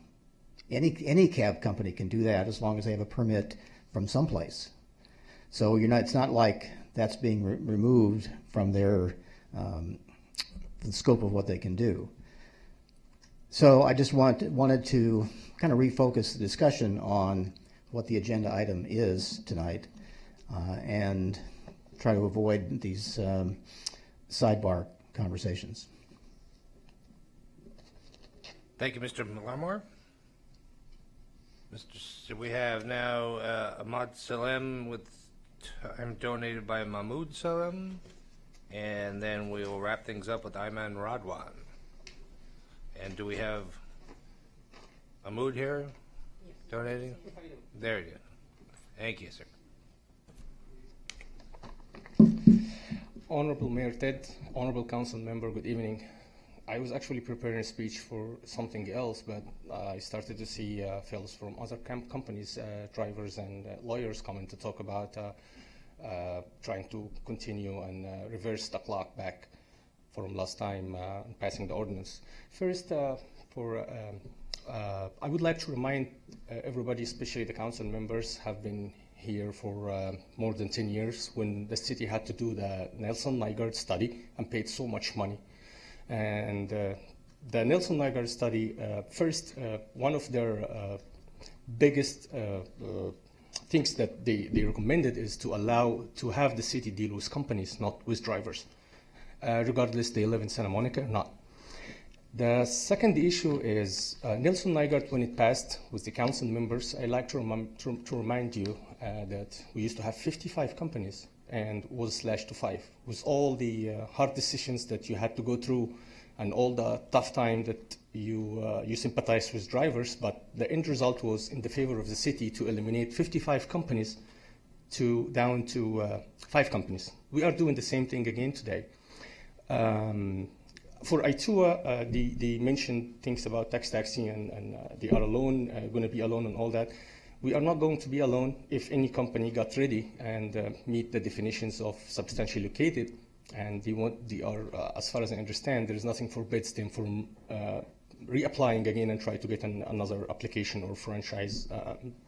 And I also like to remind you that they still have the opportunity to pick up in Santa Monica. So the gentleman who said, I'd like to have extension right now because we don't want to lose our customers, you're not going to lose your customers because you still have the ability to pick up your residents if they pre-arrange call. So there is no loss here. For the gentleman who talked about Bill, he talked about why not allow 800 drivers to serve Santa Monica. This is really, really dangerous, and I'd like to remind you again, Nelson Nygaard chose numbers, and that was 10 years ago before Uber and anybody came. The most important thing that I like to have that we might have a problem right now with drivers, the gentleman who came and said we live in Santa Monica and we live here. I'd like to let you know that Santa Monica, the taxi opens their arms and hearts to those drivers with their car. And not only that, we are not going to charge them extra than what they're paying now for their companies. Not only that, we are going to pay for their scheme change, for the vehicle to change from their scheme to our scheme and all in our house. That's to show that we are committed to Santa Monica drivers and to all the drivers that would like to work in Santa Monica, as long as they meet the definition and their car meets the terms set forth by the city. They are welcome to join us. And we have been also, I'd like to mention that ITOA that been talking about for years in the city. If you look at the city reports, they are almost at the bottom of every report. So that's something to take in consideration. Taxi has been #1 in these reports. And thank you very much. I hope you are aware today of the decision you're making. Taxi will not let you down, as we never let you down all these years. Thank you. Thank you. Mr. Radwan? Good evening, everyone. I just want to simplify the process of like the monopoly thing. If a teacher comes and tells the students, whoever scores 95 out of 100, I will give them A, and one student gets A, that's not a monopoly because they still can apply and they can get the A. So Taxi has been in the city for more than 30 years, and we maintained every year, year by year. We were dedicated. We really looked out. I mean, we thought outside the box. We focused on the senior. We focused on school. We focused on the disabled people in Santa Monica. We had everyone happy with the service of Santa Monica. Now, the companies that claim that they've been for 40 years here, when you look in their record, you will find that they only have 10% or 8% of the market. So you're claiming that you're working for 40 years in the city and only 8% of the calls come to you. That's not good, actually. And the problem with LA companies, we try to reach out for all the companies to come one hand against the technology companies because they change the interface of transportation. And they don't know what hit them. We needed to change the game. We want something better. Taxi did something better for the city. That's why we have 60% of the calls comes to us, because we care about the city. We care about the clients, and we care about the staff and everybody in the city. So to simplify things, we actually today we're offering all the drivers a chance to come to us under our flag, under our rules and of the city of Santa Monica. If they comply with it, they will have the opportunity to work as taxi drivers. Thank you, sir. Thank you. Council members, that concludes the public input, and so the matter is before us. Councilmember Vasquez. I have a question for staff. The recommendation, as I see it up here, is for a 5-year contract. How long is their current contract, taxi, or do they have a contract? All of the franchise agreements were extended for 1 year last year. Right. So they all expire at the end of this year. But prior to that, all of the companies had a 5-year contract initially, then a 2-year, we extended it for 2 years, and then last year we extended it for 1 year. Mayor Pro Tem Davis. And I think we discussed this the last time we had this conversation, but in light of the fact that the discussion sort of expanded a bit, if any one of the non-taxi companies moves their headquarters to Santa Monica and meets all the criteria that we've set forth for being quote-unquote substantially located in the city, at that point can they then apply for a franchise? Or if they don't get it tonight, are they locked out? Yeah, no, they're not, of course. So yeah, whenever I'm ready to receive it and review it and make sure that they meet all the requirements and move forward from there. Okay, so there's no impediment to them. If we pass this tonight, that doesn't lock anyone else out? No. Great, thank you. Councilmember McEwen. That's the end of the questions. I will move the introduction for first reading of the ordinance amending and extending a taxi cab franchise to taxi. Second. All right, motion for the staff recommendation to introduce for first reading ordinance amending and extending a taxi cab franchise to TMT Corp. DBA Taxi made by McEwen, second by O'Day. Any discussion? Seeing none, let's go to the roll call vote. Councilmember McEwen? Yes. Councilmember Vasquez? Yes. Mayor Pro Tem Davis? Yes. Councilmember O'Day? Yes. And Mayor Winter? Yes. That passes 5-0, and let's move on to the next agenda item. Next, we have 9A, which is a public hearing and resolution reapproving the California Municipal Finance Authority to issue revenue bonds for Step Up on Second, and you have one request to speak. If you could please exit the chambers quietly so we can continue our business, I appreciate it. Thank you. Welcome. Okay. Good evening. The item before you is a public hearing and recommendation to approve the issuance of bonds in an amount not to exceed $15 million under the requirements of the Federal Tax Equity and Fiscal Responsibility Act, or TEFRA, for the Step Up on Second Apartments project. The bonds will be issued through the California Municipal Finance Authority, a joint powers authority that issues taxable and tax-exempt bonds to nonprofit and businesses with the goal of improving the standard of living in California. And the city is a member of this JPA. The bond proceeds will be used to make a loan to Step Up on Second Preservations LP to finance the acquisition, rehabilitation, improvement, and equipping of a 36-unit multifamily rental housing unit located at 1328 2nd Street. This is essentially a ministerial action. TEFRA requires a public hearing and financing approval by the governing body of the jurisdiction in which the project to be financed is located. And if this item sounds familiar, issuance of these bonds was originally approved for the project on November 14th, 2017. However, approvals through TEFRA expire after 1 year, and due to unforeseen project delays, issuance of the bonds will not be completed by the 1-year expiration date, which is tomorrow. Therefore, a council must again provide approval for the issuance of the bonds.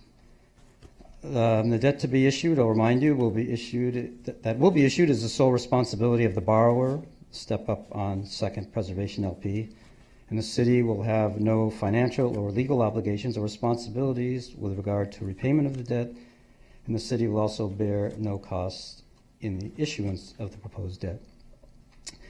So the recommendation is that the City Council adopt the resolution approving the issuance of these bonds by the CMFA for the benefit of Step Up on Second Preservation LP. And that concludes the report.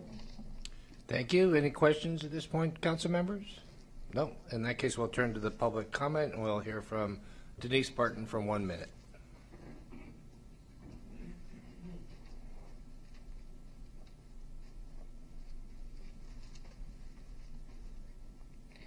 Good evening. Again, there's no information for Step Up on Second.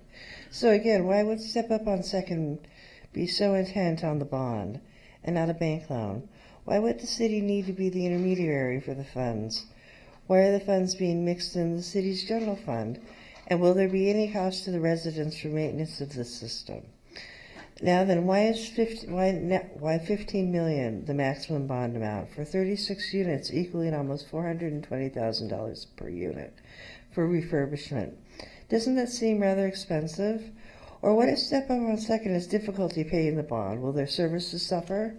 And will the council continue coming to the residents for funding of this organization?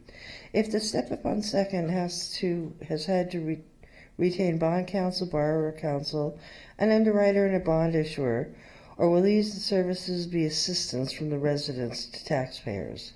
Finally, one could wonder how much they've raised, considering Step Up on Second uses 50% of funding on employees. So with the additional costs, how will services not suffer? Thank you, Ms. Barton. Council members, the matter is before us. Councilmember McEwen. Our having just held a public hearing as required by TEFRA and the IRS, I move that we adopt the resolution approving the issuance of the bonds. Second.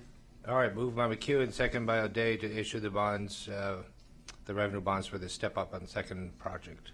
Now let's have a roll call vote. Just to clarify, the motion was not to issue the bonds, it was to approve the issuance of the bonds. Yes, correct. I stand corrected, as usual. Councilmember O'Day? Yes. Mayor Pro Tem Davis? Yes. Councilmember Vasquez? Yes. Councilmember McCune? Yes. And Mayor Winter? Yes, so that passes 5-0, and let's go on to item 10A. Next, we have 10A, request from the Recreation and Park Commission regarding park safety strategies, and you have 10 requests to speak. And we'll start off with a report from John C. Smith, acting as the chair of the Recreation and Parks Commission, and speaking for 5 minutes.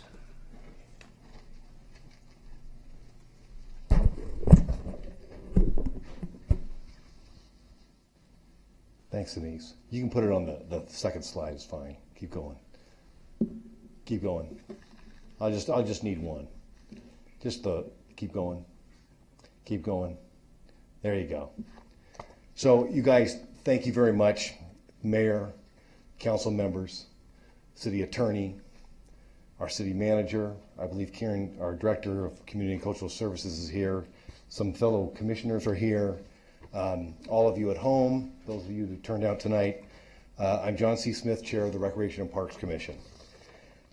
First of all, I want to thank the council for putting this on the agenda. I also want to thank all of you for all that you've done over the years, and for decades, in fact, to address homelessness and public safety. I spoke at the recent National Recreation and Parks Commission convention about homelessness, and I talked about some of the efforts that Santa Monica has done.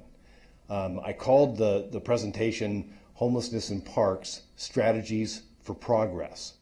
I really was going to call it Strategies for Success, but I realized that we're not there, and we're not there yet. Anyways, there's another reason, that's why we're here. This was a slide that came up during the Recreation and Parks Master Plan meeting at the Civic a few weeks ago. 84% of people expressed concerns about homelessness in parks. Then there's been recent incidents like, that high school kid that got slashed across the neck over at Tongva. And, we had a man murdered in Tongva Park. And I'm not placing blame at all. I'm just, these incidents, the day after the guy got murdered at Tongva Park, we had the headline in the Santa Monica Mirror that said somebody had exposed himself to a 13-year-old kid at the restroom at Reed. And, these incidents and others, they're highlighting this need for, and a sense of urgency for some kind of an action. And we tried to outline some of those potential actions in our letter, and I typed up a list of 20 other things we might try, and I will forward them to you. I understand, and the commission understands, that there are laws that limit what we can do. Prop 47, I mean, AB 109, there's that Prop 57. There was that recent Ninth Circuit Court of Appeals ruling that said that you cannot tell someone they can't sleep in a public place unless you provide a public place for them to sleep. So our work is cut out for us. You know, certainly if our current laws don't serve us, maybe we can come up with some other ones that do. I mean, you know, the commission wanted to write you a letter. We thank you for making homelessness in Santa Monica a top 5 priority. You know, I look back from 1986, there's a article in the LA Times that says, the mayor says it's our top issue, the chief of police says it's our top issue, and here we are, you know, more than 30 years later, we're still dealing with homelessness. And I'm glad that we're a city of compassion. We should always be a city that helps the less fortunate. Our commission is merely saying to you that when the things that you try to do don't work as well as you had hoped, and we've been a part of some of those solutions, you know, we think it's time to try some other things. And tonight we're asking the council to direct city staff, our police department, and our city attorney to perhaps reevaluate our efforts, to examine maybe our current laws and explore new ones, examine and implement other strategies. Make parks the petri dish. Focus on parks. If the arena's small, maybe we can make progress on homelessness there, and then maybe that can help us handle this issue on a greater scale. Parks are like the canaries in the coal mine, in our city's coal mine of overall wellness. That's pretty much all I want to say, and I thank you again for putting this on the agenda tonight, and I'll answer any questions that you have. Thank you. Any questions of Chair Smith at this point? Thank you very much. All right, thank you. In that case, we will go to the public input unless somebody has any questions of staff or anybody else at this point. All right, we'll start. Councilman McEwen. Actually, it might be useful to hear from staff. Among the things being suggested are enforcement of existing park closure laws and enforcement of existing laws regarding camping in parks and on the beach. And there's been speculation that I've seen that somehow the council has told our police officers not to enforce laws. I don't believe that's the case as part of the council. I certainly don't recall ever being part of a vote to do that. But I do know that there have been constraints placed on what laws we can enforce by court cases that have happened since the laws were passed, and it might be useful if staff could explain to us where some of those conflicts exist. So we have heard various concerns in the community about park closure laws, camping in the parks and at the beach. We are attentive to those concerns, and we are looking at them from every angle that we can. It is correct that there has been no order, certainly to my knowledge, that anyone not enforce. It is also correct that there has been enforcement of these ordinances. There are laws that, there are court cases that can constrain the ability of SMPD to exercise discretion in certain areas. But I think that, you know, as we look at these things, this is a community-wide effort. I think that there is concern across the board that we be doing everything we possibly can, and I think on the city staff side we are committed to that. So the laws on the books, it certainly is true that SMPD is out and is enforcing. There are some circumstances, including on the beach, where people would like to see enforcement in a different manner, and there are it is required. We certainly cannot in any way target homeless people for enforcement. We have to apply laws equally, and homelessness itself is not a crime. So we recognize that that the community is very concerned about these things. We're looking at every angle. If there are laws that can be amended to encourage greater enforcement to protect the public safety, we will certainly do that. But you are correct that the laws are being enforced. They're being enforced consistent with judicial guidance. And if I can extend that to the city manager and ask, what have we been doing recently to increase presence in the parks and other places? Excuse me. Let me address the question that the city attorney has just answered in a lawyerly way, in a way from the standpoint of those of us who are on the other side of these issues. Just as a clear example, sleeping in the park when you have a sleeping bag, if you're homeless or you're not homeless, you don't arrest people or cite them for sleeping in the park. And that's it. Going to what the city attorney said, a lot of people feel frustrated that there's people on the grass at Reed Park or on the beach, and yet the activities that people are engaging in that are not unlawful for one person can't be made unlawful for a person who we assume is homeless. We do have laws against camping on the beach, and then we work really hard to make sure that if we issue a citation, it'll hold up in court. Why? Because if we issue a citation that doesn't hold up in court, people figure this out and they tear them up, and we are no better off than we were before.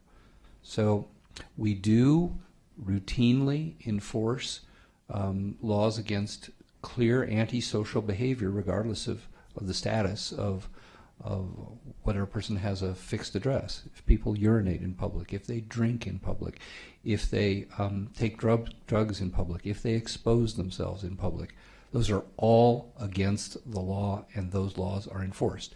Do we see every single instance of those compared to what's reported in social media, which may be, 17 times removed from the actual situation?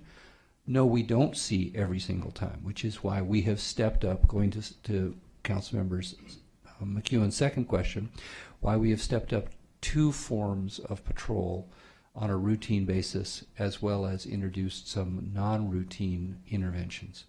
On a routine basis, we used to have park rangers, and we redeployed, and for efficiency's sake, folks from just being in a single park all day long, because frankly there wasn't a lot years ago when this happened, a lot of activity that needed law enforcement at the time.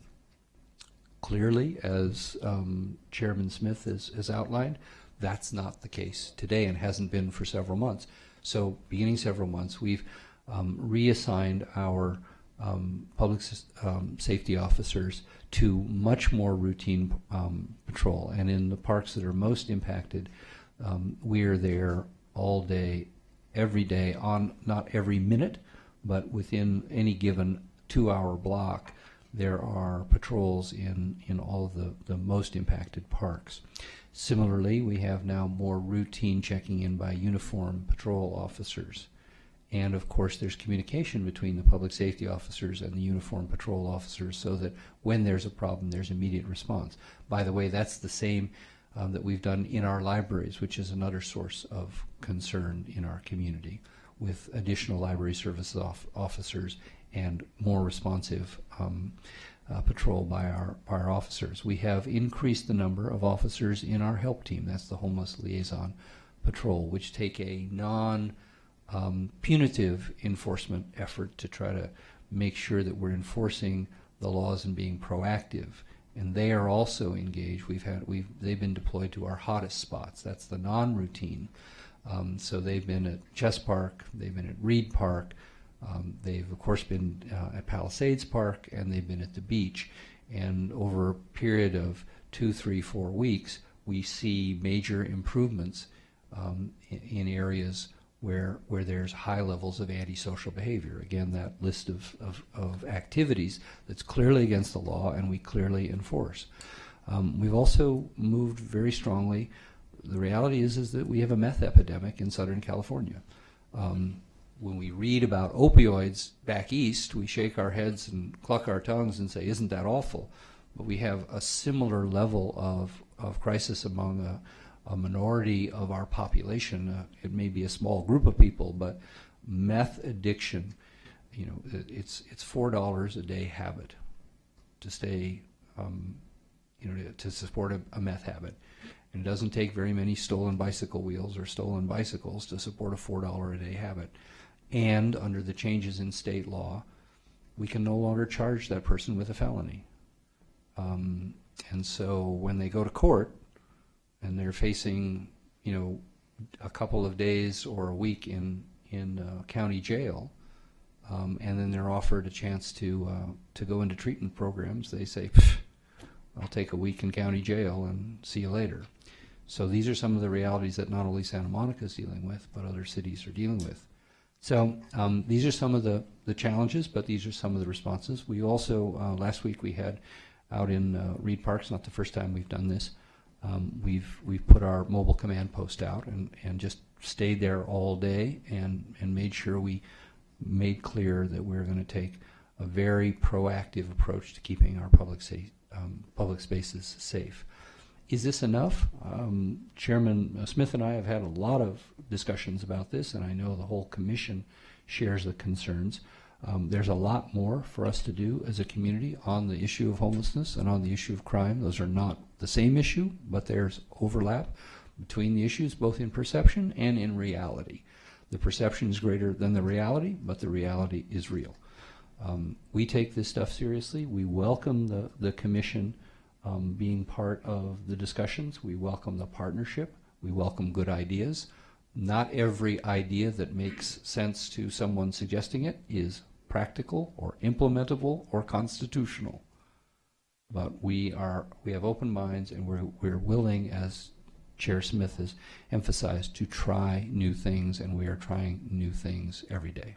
So if tonight we hear from the public some good ideas, would staff be willing to evaluate them and come back to the council for policy recommendations? Sure. I think there's several approaches you can take tonight after you've heard from the public. One is to have staff simply take into consideration in our ongoing efforts the continued dialogue with the commission and reporting back to them progress we're making. And including also taking that into account in the budget process as we look forward. A second thing you can do is ask them to hold formal discussions on these things, and the staff is happy to work with them if you want additional advice back to you on additional steps we may want to take or changes we may want to make. And there'll be some dialogue back and forth, and I think people will recognize that there are some things that people would like to snap their fingers and do that are either not practical or not constitutional.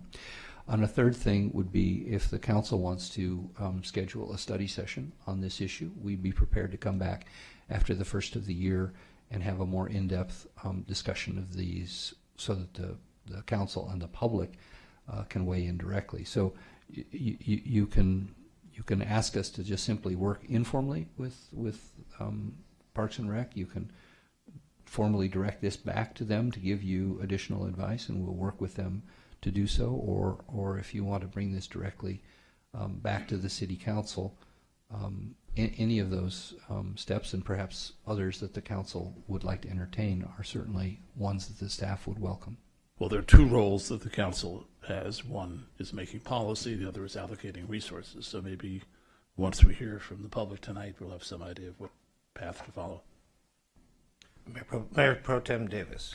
Well, yeah, and just briefly, as to the last suggestion, I believe we have, after the first of the year, a study session on homelessness sort of already in the works. So that might be an opportunity, after hearing what the public says tonight, and then we're actually having a city manager's report on, very briefly, on some issues regarding homelessness, some of the inroads, and we're making next meeting. So maybe that study session on homelessness would be a good opportunity to envelop some of this thinking into that. And I look to the council for direction. You, again, antisocial and criminal behavior in our parks is a specific and distinct that is not 100% derived from homelessness, and certainly homelessness is not purely an issue of public safety in our parks. So again, we recognize both of these are profound challenges. We heard earlier that of the community concerns, the ones that we've generally heard about over the last few years, those have tended to tamp down, and these are the issues that have risen to the top of everybody's concern. And by the way, our police, our city attorney's office, our city manager's office, our human services division, our library staff, our park staff, we see the same things that the community sees. I think we see them a little bit more accurately than some of the things you read about on social media. But we see these concerns, we take them seriously, we're literally focused on them on a 24/7 basis, and we have made significant changes in every single one of those operations, and we're continuing to work on ways of improving the situation. So while we have you here, this visit from the commission primarily dealt with public safety in the parks, right? Didn't necessarily identify homelessness. So that's there's a nexus between the two to some extent, but not. In the public safety front, maybe you could inform us a little bit about what the police department's done to get up to close to its full budgeted strength and what the hiring process will be thereafter. Sure. The council in the budget cycle just before you appointed me as city manager in 2015 expanded both our police and fire departments, in part because you felt that those were important priorities generally for the city, in part because we expected, as actually happened, we'd have more visitors when Expo opened, and we should get out ahead of that. In expanding the police department and the fire department, we were entering into a time when literally every police agency that I know among my colleagues and the city managers, and of course I came from the city of Los Angeles, which has never hit the 10,000 officers that it's been committed to for a decade. We find a time when, frankly, a lot of people want to be firefighters, and we have a great deal of discretion about being pretty choosy about firefighters.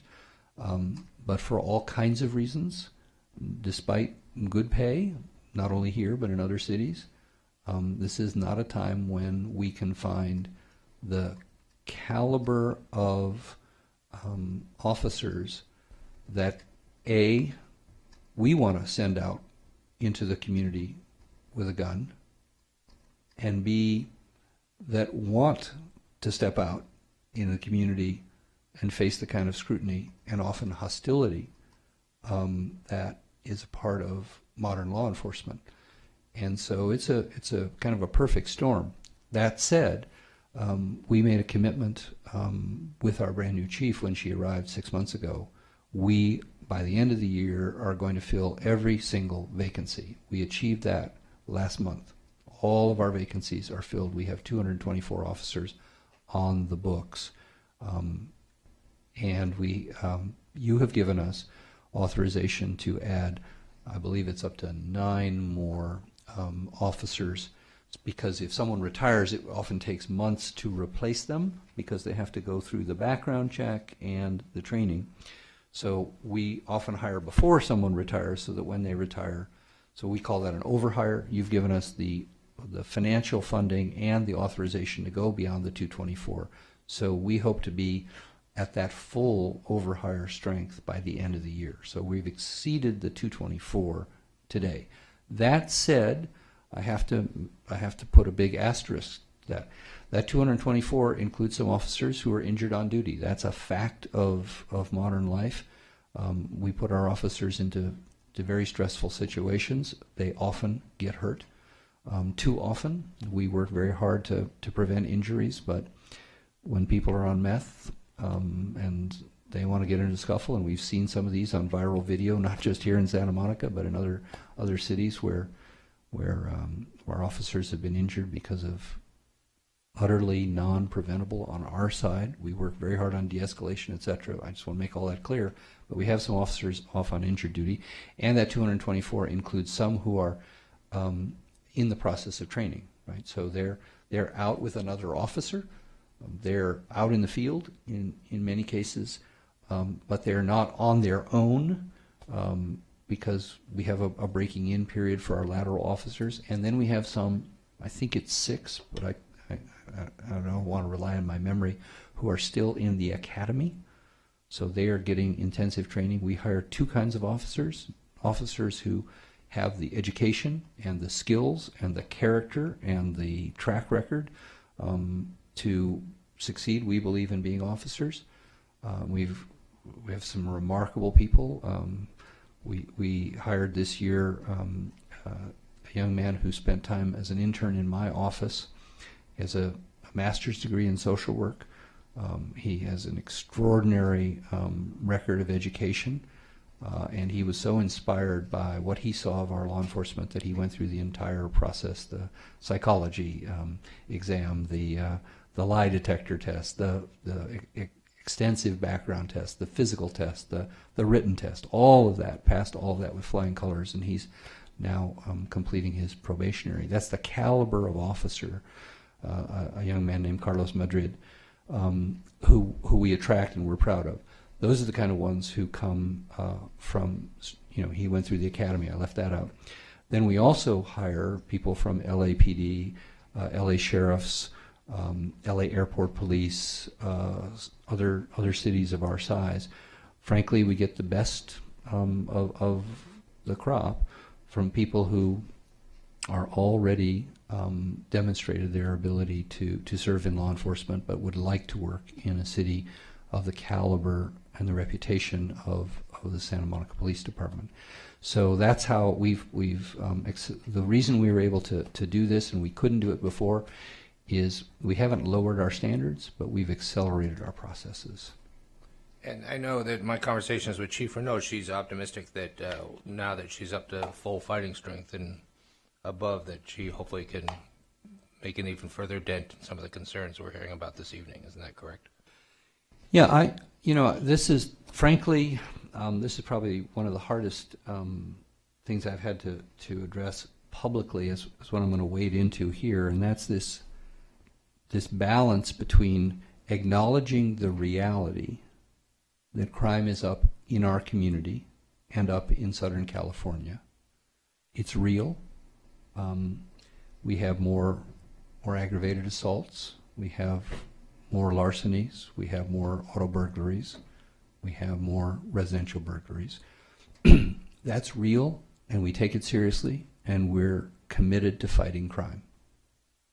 That said, the level of increase is nowhere near the perception that is being bandied about, sometimes by well-intentioned people who are simply misinformed, and sometimes by people who have another agenda. And so, you don't want to deny the reality that crime is up, and we have to unite as a community, and we take responsibility on our side for both the prevention and the enforcement of the prevention of crime and the enforcement of our laws. On the other hand, it does no one any good to exaggerate the level of crime in our community. It causes people to stay away from our public spaces, and when we stay away from our public spaces, we are ceding them to the very people that we say we don't want to control our public spaces. So we need, as a community, to be realistic and rational about the reality of crime and its causes, many of which are beyond our 8.3 square miles. We cannot put our head in the sand. Neither should we go around like chickens with our heads cut off, screaming that the sky is falling. That's a tough balance for someone in my position or our chief to maintain.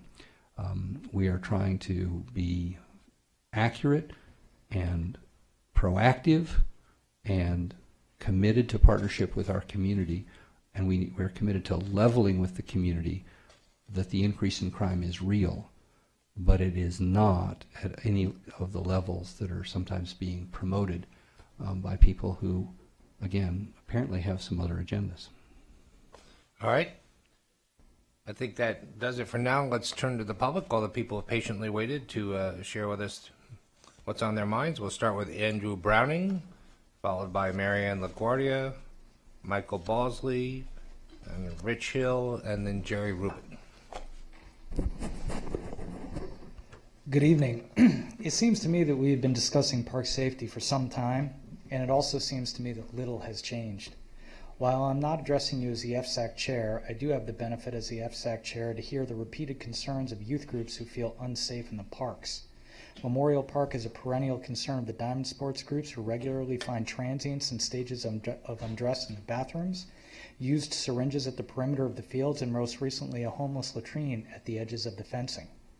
As a parent, my children do not use Reed Park, Memorial Park, Tomba Park, the Chess Park at the beach, or even the small patch of grass in front of the Broad on Arizona Avenue because they are regularly festooned with vagrants in their possessions. Tongva Park is of great concern because of the recent violence and is designed as a park for small children and their parents. The recent violence at the beach is also of concern, and particularly, of personal concern, because my children are there frequently to play volleyball and do not always feel safe. I swim off of Tower 26 every Wednesday morning at 5:45 a.m., and accessing the bathrooms is always a bit harrowing, and confrontations are the norm. While homelessness is not a crime, setting up a bivouac in the parks must certainly be an infraction that can be enforced, and allowing people to sleep out of doors in the parks all night must certainly be addressed and corrected. The city currently runs a de facto homeless shelter in the public right-of-way by its failure to enforce these basic infractions. I believe the following are some sensible measures that will have dramatic effect on park safety. Patrol the closed parks through the night and remove anyone occupying them during the hours that the park is closed. Patrol the parks regularly during the day and enforce quality of life issues, i.e. smoking, drinking alcohol, urinating, and defecating.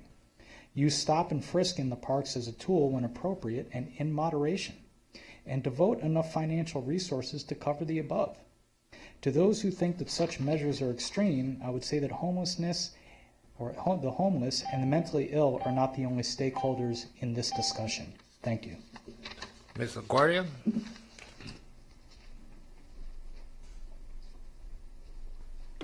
Good evening. My parents moved our family to Santa Monica in May of 1965, and I have lived here almost continually since, except when I was away at school.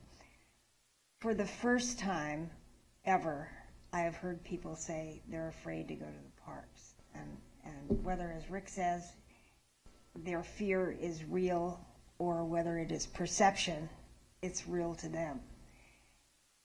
You don't need to be told there's a problem in Tongva Park. You don't need to be told all that Andrew just said about Memorial Park.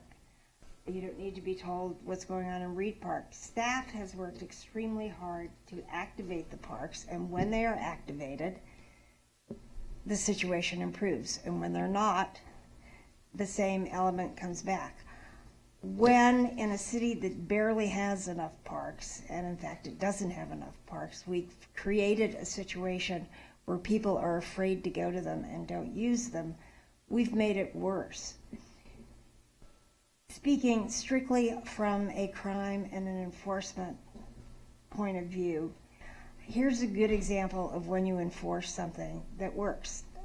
I've been out of the country for most of the last month.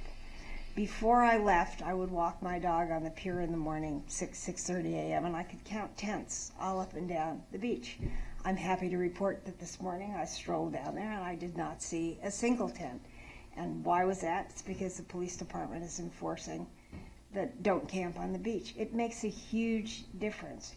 It makes a difference in the parks if they deal with the actual crimes that are being committed. The only way they can do that is with a presence and a commitment. We have a fantastic police department. They're limited by their manning operations and where they're needed and where they're not. But when we pay attention to a situation and enforce the laws we have, we improve everybody's experience in town. Thank you. Thank you. Michael Balsley, Rich Hill, Jerry Rubin. Come on, Jerry, you know the drill. You're supposed to be ready up there. You've done this once or twice before.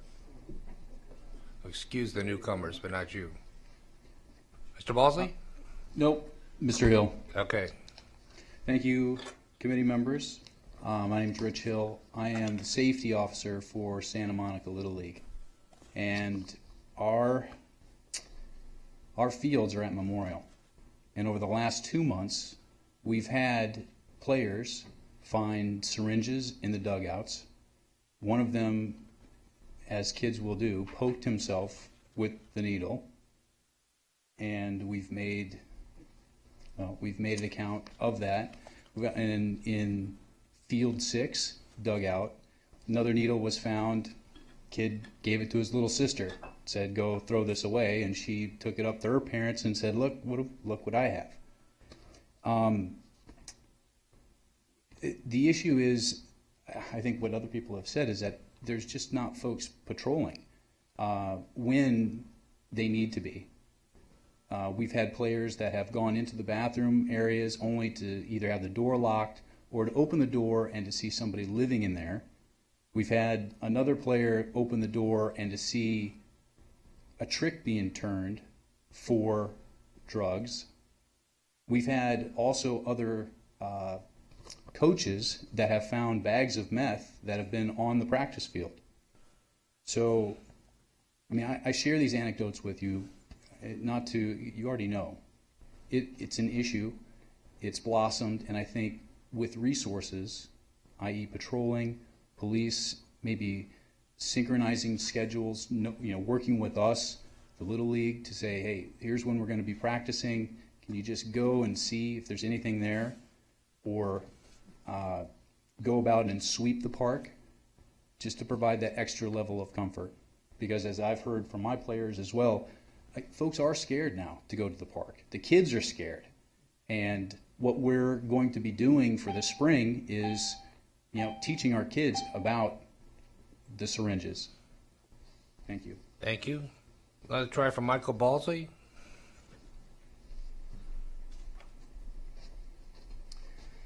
Thank you to the council. Just to reiterate what has already been said, I spent the last 2.5 hours handling the fact that my car was broken into and I was 10 feet away at the pier, 7 o'clock tonight. I just walked in, dealing with theft of my phone, my keys, my wallet, my laptop, everything. And all of these comments about Memorial just reiterate that crime is real in our city, and it is at your fingertips. And that has changed the tenor of our city. I've lived here for 12 years. I've been on Santa Monica Little League's board for the last 3 years. My daughter found a syringe. She's 6 while she was watching her brothers play. We have also seen prostitutes turning tricks in the middle of the day at Memorial. So for us in the community, we feel for the police. I do feel that there needs to be more of a presence, not only at the pier, not only at Memorial, but all the parks. And if we can all just lend our voices to make it very clear that this is now not an occasional issue, but a daily issue. It's not the kind of life that I think we Santa Monica residents are proud of in our city. And to have boys and girls playing at the park where they should be able to be proud where they are, be taught about syringes before they play, I just think that that's something we should all think hard about. So thank you for the time. Appreciate it. Thank you. Mr. Rubin, hold on 1 second. I'll call the rest of the names. We have Andrew Gomez, Lori Brown, Denise Barton, Michael Tarbett, and Marcy Kaplan. Okay, thank you, Mayor Winter, council members, city staff. I thank Rec and Parks for being involved in this. I thought the city manager's suggestions about networking were very good.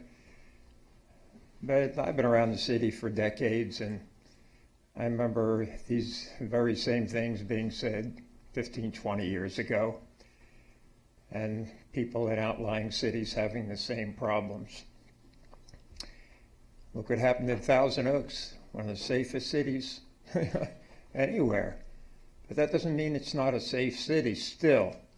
Santa Monica is a safe city. My wife and I walk around here all the time. The people who are just at the film market, I asked them all about this.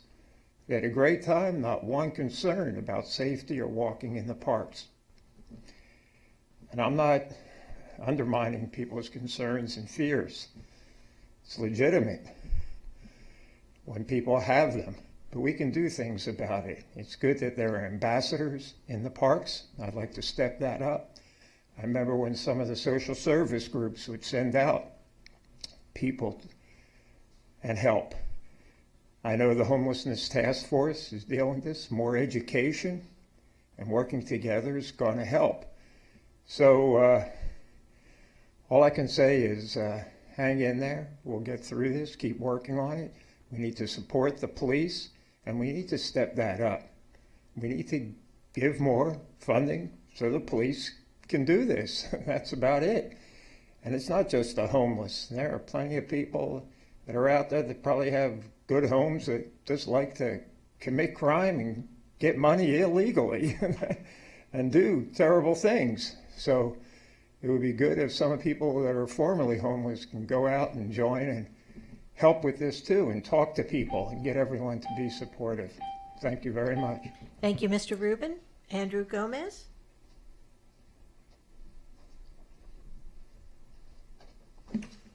Good evening, Council. Andrew Gomez, one of the new Recreation and Parks Commissioners. I just really wanted to quickly take this opportunity to thank the Council for appointing me to the Recs and Park Commission. I really appreciate it. For someone who's lived in Santa Monica for 56 years, a Santa Monica native, it's truly an honor.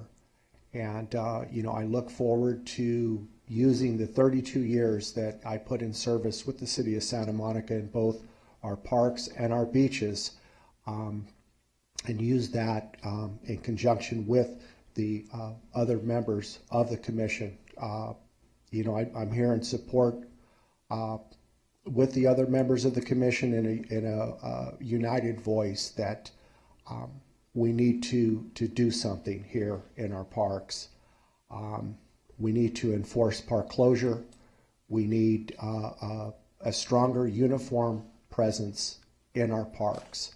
One of the things that really concerned me is when I saw the survey, and it said on the survey in one of the conclusions, areas of improvement, that neighborhood alleys and city parks are places where residents are less likely to feel safe.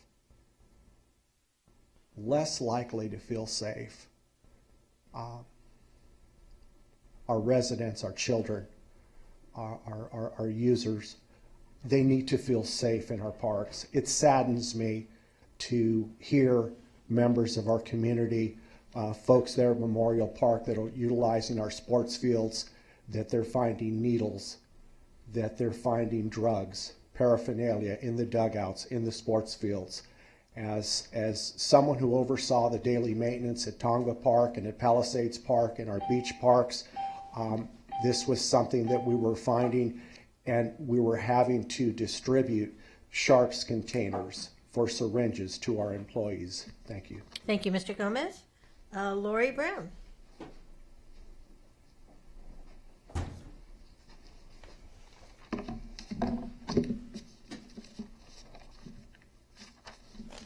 I'm going to try something new today. I'm going to read. Thank you for your time. As an appointed commission, I believe we serve you, so to speak, on the front line regarding recreation parks. Tonight, I have come to tell you that I personally have failed. I want to thank city staff, fellow commissioners, past chairs and present, Karen Ginsberg, everybody, for all their hard work, ideas, persistence, and dedication addressing the safety of our friends, neighbors, and visitors. Since I joined the Commission over 4 years ago, with the help of city staff, law enforcement, other boards and commissions, including FSAC and the Gardens, we have all worked together to find solutions. We've redesigned, we've programmed, we've activated, we've even done a tremendous amount of Meet Me at Reed. As these are amazing events and a great asset to our community, we're now at a crossroad. Our open spaces are in crisis. Chess Park, Reed Park, Gangs, Douglas Park, the community gardens, they face feces in their composting. They use them, showers, the homeless use showers.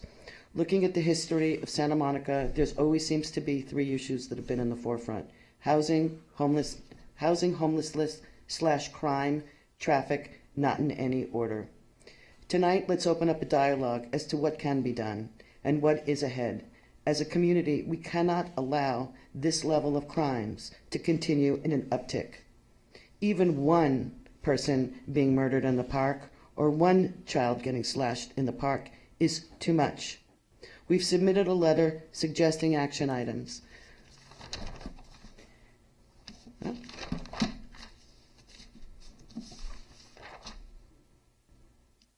Okay, I'm now going to go back to, I think what we really need to do is look at the budget in reference to Mr. Cole, the budget, community engagement, and study sessions, because this is about crime. This is not about homelessness. Thank you.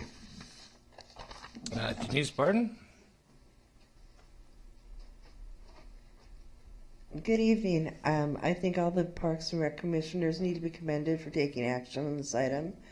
I agree that there's a problem within the city, both with crime and homelessness, which I believe all of you sitting up there brought to our city, looking for the money from the Expo line. So now we have people, my neighbor had someone from Parking Structure 4 attack her. The other day, another neighbor saw someone exposing themselves.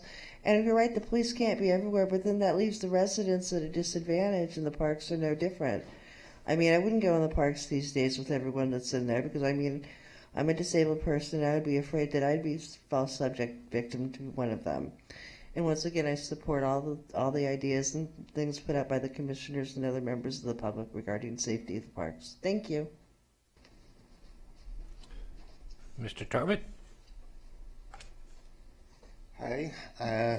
These are some amazing stories. I also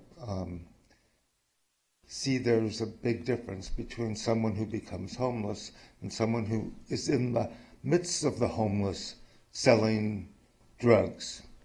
Now, that's a crime. I don't know how serious a crime it is anymore, but there should be something that we do about that, and about and maybe cameras in the park, lights and cameras. People can't have an expectation of privacy in a public place, and so there's no reason why we can't light it up and capture it on film, on whatever we use now,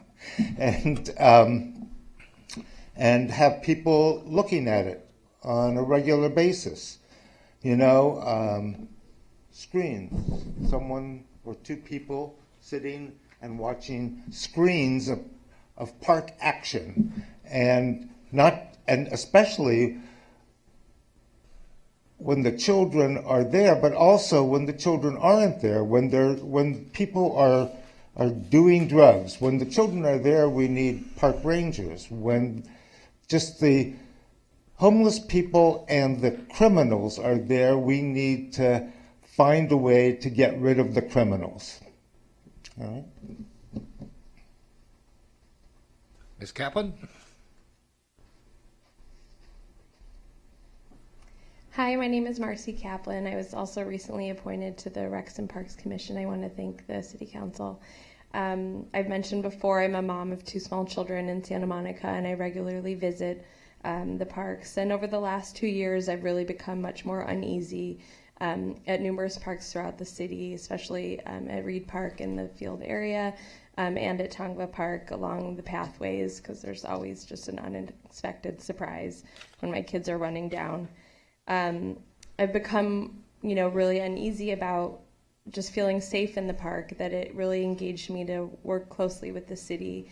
And through this process, I've really learned a lot about what the city is doing, what the police are doing, what Parks and Recreation are doing, what the Recs and Parks Commission are doing, and I really applaud all the efforts that are going on. And I think that a lot of the public doesn't actually know everything that's going on, and I think that there is room for more public education around what the city is doing to increase safety throughout our city.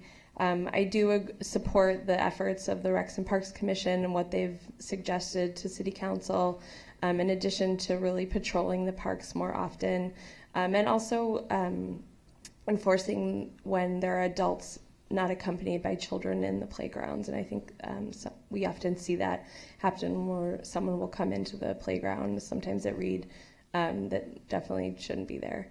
And so I think there can be more enforcement around that as well. And I do suggest that the council explore this issue more often. It's numerous times throughout the week that I'm talking to families that are just not going to Reed Park anymore, or they're not going to certain parks because of safety, or just, and I'm there on Thursdays every week in the morning with my son for soccer, and you just feel really uneasy. You just kind of don't necessarily know, and I think with increased drug use, there's always just a question of what could happen. Thank you. Thank you. Council members, that concludes the public input on this item. I'll note before we dive into this that 10 items are somewhat unusual for us, but we did get the correspondence from Mr. Smith and his commission, and felt that this is, an issue of serious concern to everybody in the community, and we ought to acknowledge the receipt of that letter and address it in a forthright manner. I look at the specific recommendations, and some of which I think we could discuss tonight. We may be doing some of these things already. We just need to clarify that. There may be some things we can direct to do tonight. As City Manager noted, we could come back with a study session on this particular issue for the ones that are, the recommendations that are a little bit thornier. We do also have the budget hearing coming up in the beginning of next year, and some of these, reinstituting park rangers or adding more patrols. We do have to acknowledge that we're at a time where we're trying to reduce the size of government and our pension liability, so we can't just throw money at problems without incurring long-term debt. So we have to come up with, fiscally prudent approaches to some of these ideas. So having said all that, I throw it out to my colleagues to make a suggestion how we might proceed with this letter and then address the public input. Mr. Cole is going to start off, it looks like. Mr. Mayor, let me defer, because I simply wanted to respond with a clarification of one of the incidents that was described, and I don't think that goes to your question. So if let's hear from the council, and then I'd like to be heard on that. Sure. Councilmember McEwen. We have to be very careful. We all have to be very careful not to conflate homelessness with crime. There is no doubt a criminal element among the homeless population in this city. Homeless people are often the victims of that criminal element, along with the rest of us.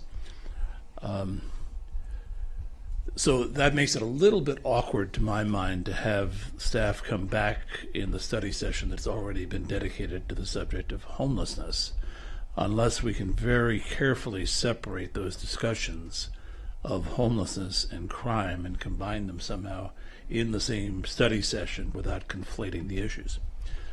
I would suggest that we direct staff to ponder what has been put before us tonight, perhaps hearing some of the specific situations that people have described.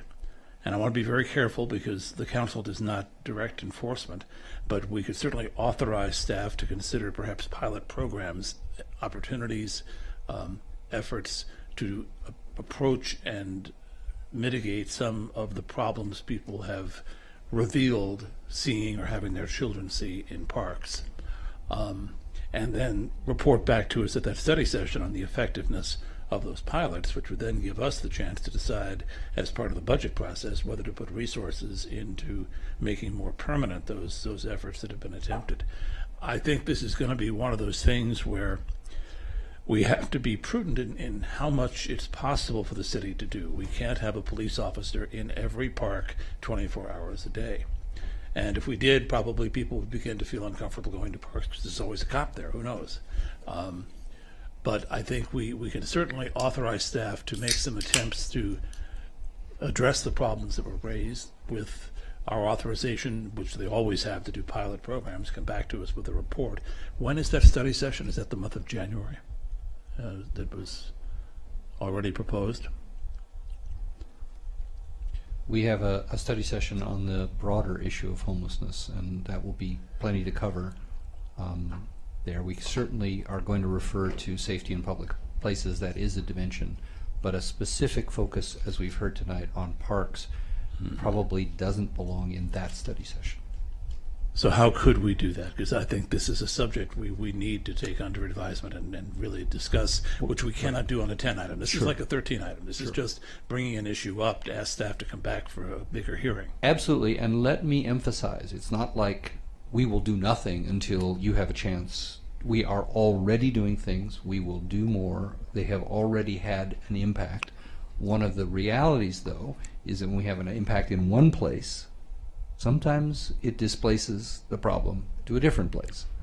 And that doesn't mean we shouldn't tackle these problems, but it does mean that when people see a significant improvement in one park and give us compliments, we're hearing from a group of people in a different park who are saying, hey, what about us? We suddenly have a problem.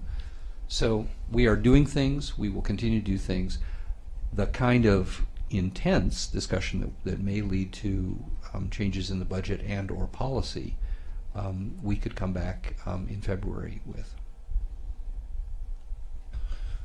Mayor Pro Tem Davis. Well, I certainly understand the need to avoid the conflagration of homelessness and crime, but even the chart that Mr. Smith put up showed that a lot of the reluctance to go to the park was based on homelessness, maybe not necessarily crime, but I think there is a perception, and maybe this is one of the things we need to work on, is that homeless people are necessarily the ones committing the crimes. And as someone said, it may be homeless people who are, I think, are victims of the crime, or maybe you have criminal elements like drug dealers, sort of, for lack of a better term, preying on the homeless community. So I think it is important to keep those two separate, but to recognize that the two do have some relationship, at least in the minds of the public. I'm fine with having a separate study session on this issue. I do think that, as the city manager has said, it's important to try and take some actions that can maybe have some, those sort of low-hanging fruit type gains. And I know there's not a lot of them, because I think to the extent there is low-hanging fruit, we've plucked it already. But it does seem to me, so one of the real technological advances recently has been in the relationship between technology and artificial intelligence. So one of the suggestions Rec and Parks had was maybe you have additional cameras, but it's not just cameras. They can be cameras. I guess the best analogy I can come up with is like a Ring doorbell, where if someone walks in front of it, you can have one person monitoring many different spots at the same time, and the artificial intelligence will tell the camera when to turn on and things like that. That's less labor intensive than having a police officer or a park ranger in every park. Maybe we can use some of our relationships with existing groups, like we have the ambassadors currently in Tongva Park, and I think everyone acknowledges that's made a big difference. So it seems to me that what we need to do is try and come up with maybe some financially prudent, I think the reaction is, yeah, let's put a park ranger in every park or a policeman in every corner. And not only, I think, as Councilmember McEwen rightfully points out, does that lead us to think we're living in an armed community, but the fact of the matter is it's not necessarily the most effective thing, and it's certainly not the most cost-effective thing. So, I think it's fine to have a study session. I'm fine with, I think our current staff is going forward and looking for solutions on a daily basis, and to the extent you come back and have a study section and said, oh, we tried this or we tried that, we're all ears. And I think the two things to remind the public of is one size does not fit all. So there's no one magic solution that's going to solve this issue in parks. And it's also important to remember that the most important thing we can do, and this is really true, I think, is continue to use our parks. If we all operate in a, I can't go to the park because it might be dangerous, the parks become more and more desolate, and actually crime becomes more and more and more of an issue. Most criminals don't want to be in places where there are lots of people. So while there may be increased vigilance when you go, and it sounds like maybe we have a maintenance problem if people are finding syringes and things like that, and maybe that's something we can address, that can we maybe do a little more maintenance in our parks to collect those things so our children aren't finding them. That's terrible. But I think that the most important thing is we all need to recognize that being in those spaces will be the most effective way to curtail a lot of this activity. So we certainly hear you, and I think staff hears you and wants to go forward. And maybe the thing to do, as Councilmember McEwen says, is do some pilot programs and have that brought back. But there isn't a magic wand that anyone can wave. And I think that's the hardest lesson in all of this. It's going to be a little bit here and a little bit there, and maybe this little pilot program over here can solve this other issue. But there's no one-size-fits-all solution. Councilmember Vasquez.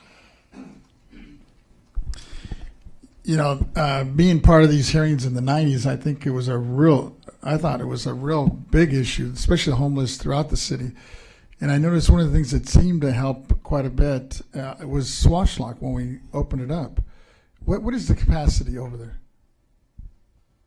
Do we know? Oh. Is it at capacity though?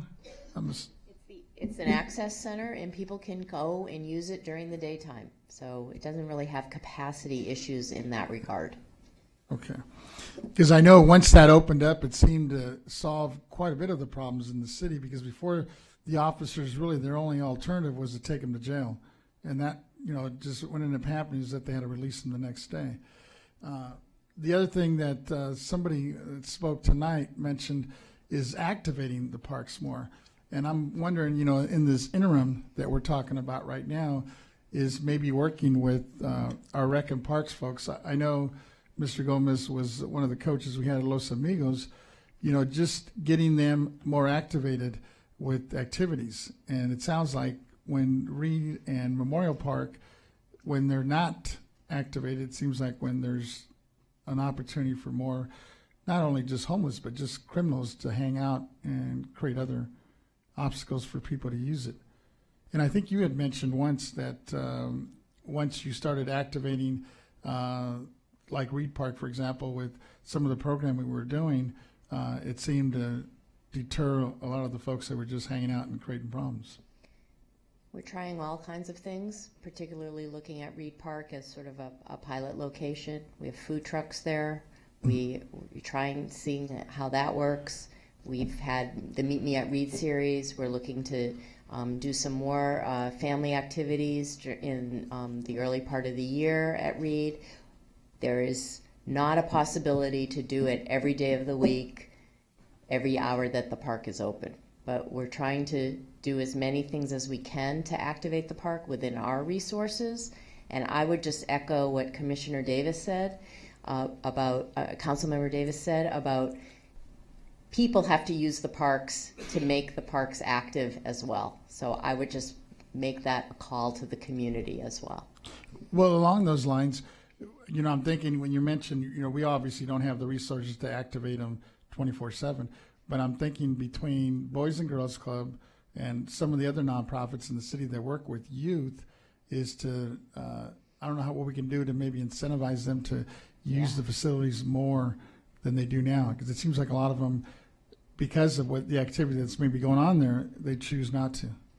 Yeah, we will continue to pursue that. I know we've pursued it with St. Monica's, for instance, right, to bring their physical education classes across the street and that type of thing. And we can certainly continue to try to pursue that. Thanks. Councilmember McEwen. Well, thank you. I was one of the community activists who in 1990 came before the then city council, back when the podium was in the middle, and proposed Schwashlock.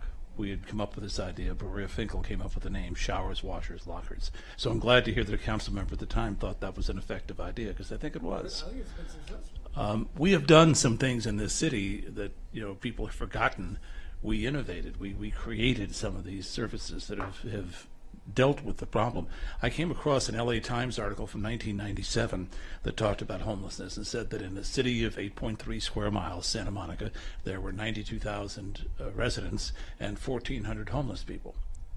we now have under 1,000. So apparently we have 30% fewer homeless people than we did in 1997. But the problem has increased recently. People are more aware of it.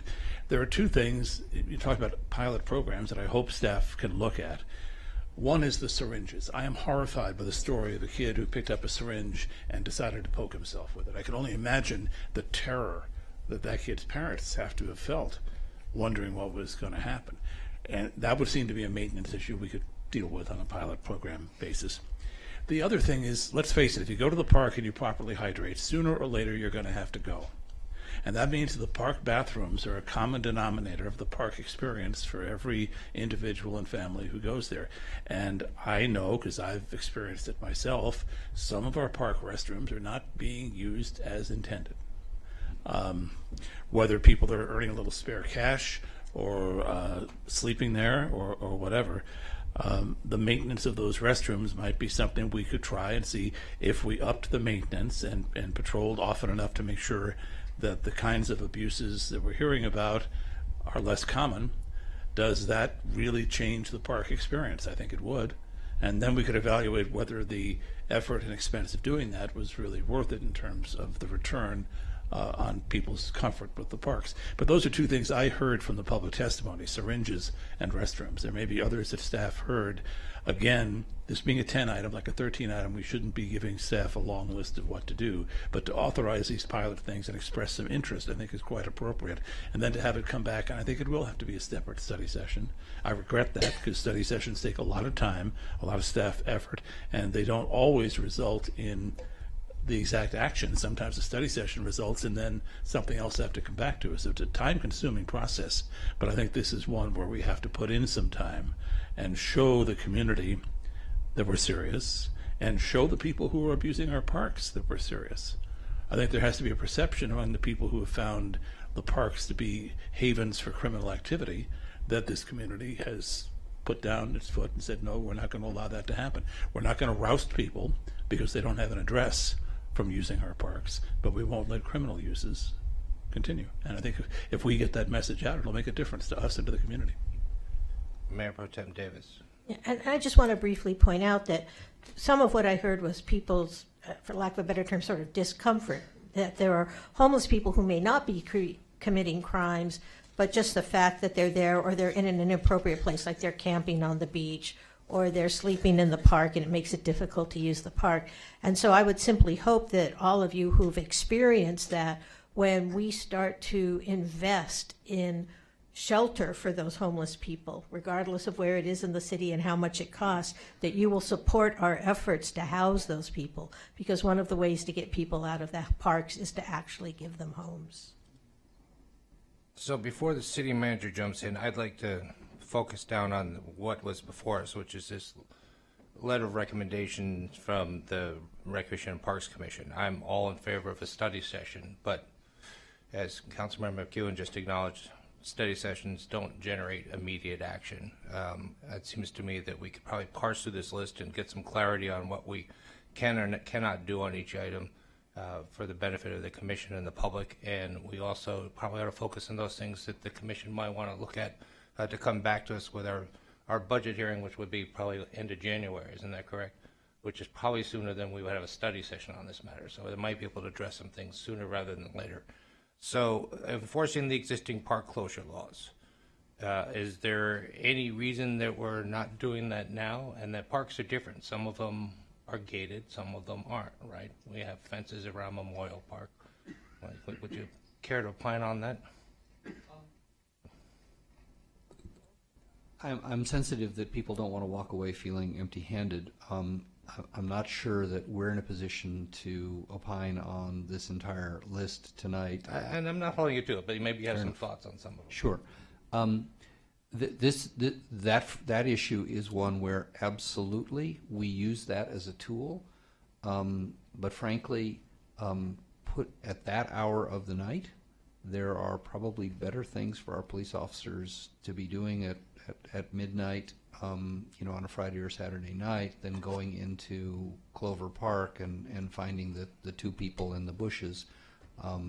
So where we have a problem, we deploy resources to deal with the problem.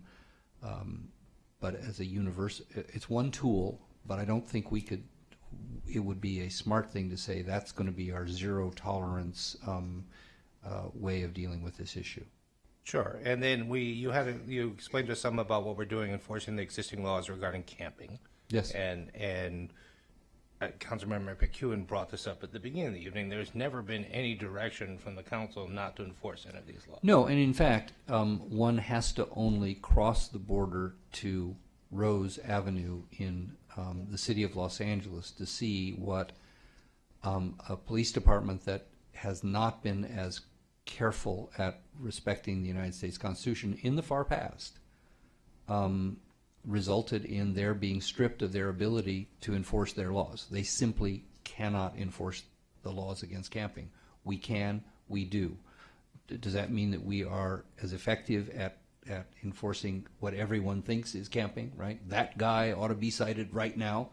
But if you compare our ability to consistently enforce camps, there literally are no streets in our city that have tents there week in and week out. I mean, literally, you just have to walk down across the border, and within 10 feet, you see that there are camps that sit there, and they're removed every Friday for 3 hours, and then they're back for the next 24 hours a day, 7 days a week until, and the amount of public resources that are devoted to cleaning up the public health hazards and sanitary issues of what's happening in Los Angeles. And I'm not saying that in a critical way, just that mistakes were made about the way those laws were enforced in the past, and courts stepped in, and we don't want to have that. And the fact that we can do better on camping enforcement, and we have been doing better on camping enforcement, but we want to make sure that we don't do it in such a heavy-handed way that we end up in the same boat as the city of LA. And then on the matter of feasibility of beach closure hours, then we have the challenge there of sort of multiple jurisdictions. We manage the beach for the County of Los Angeles, and then, of course, the Coastal Commission has something to say. Exactly. The beach is currently open 24 hours a day, 7 days a week, although the beach parking lots and the restrooms do close. Any closure of the beach, like you said, would require a coastal development permit from the Coastal Commission. There is an ability to develop curfew policies. You have to make certain findings and ordinances. You have to demonstrate a public safety hazard. You have to evaluate alternatives.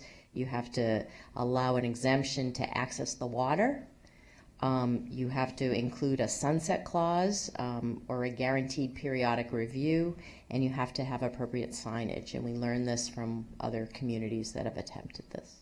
All right. So that's the challenge we might have on that particular issue. Adding cameras and additional lighting to the parks and the beach, again, for lighting at the beach, the Coastal Commission's not real keen on that, other than the parking lots. That would need a coastal development permit too. We are looking at adding cameras and looking at lighting enhancements at Tongva Park and cameras in some of our other parks. We're already exploring those alternatives.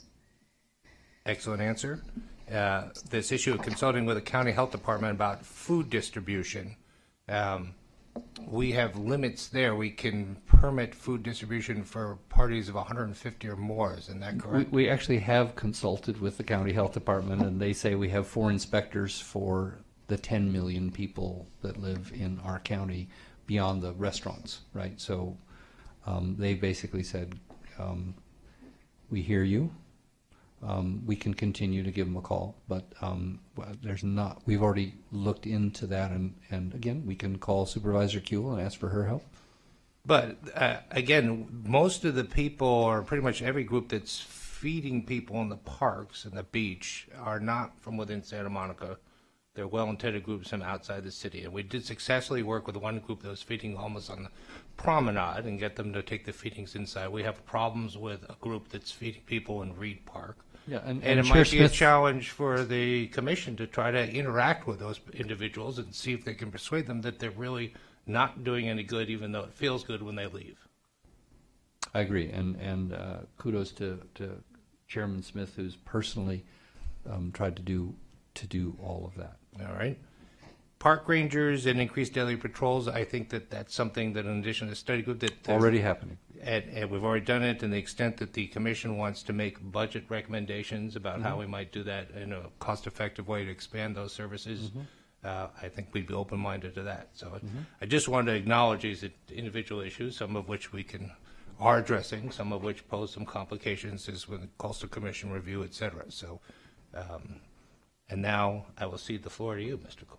Well, thank you, Mr. Mayor, and I actually appreciate, despite my reluctance to wade in because this is a 10 item, I think that was a useful exercise, and I appreciate you addressing those so that, again, people don't leave empty-handed. In that same vein, I think we could organize an effective study session in February. But in the meantime, I think we would be happy at the next couple of Parks and Recreation Commissions to engage on these topics, right? I mean, that we haven't had a lot of 10 items.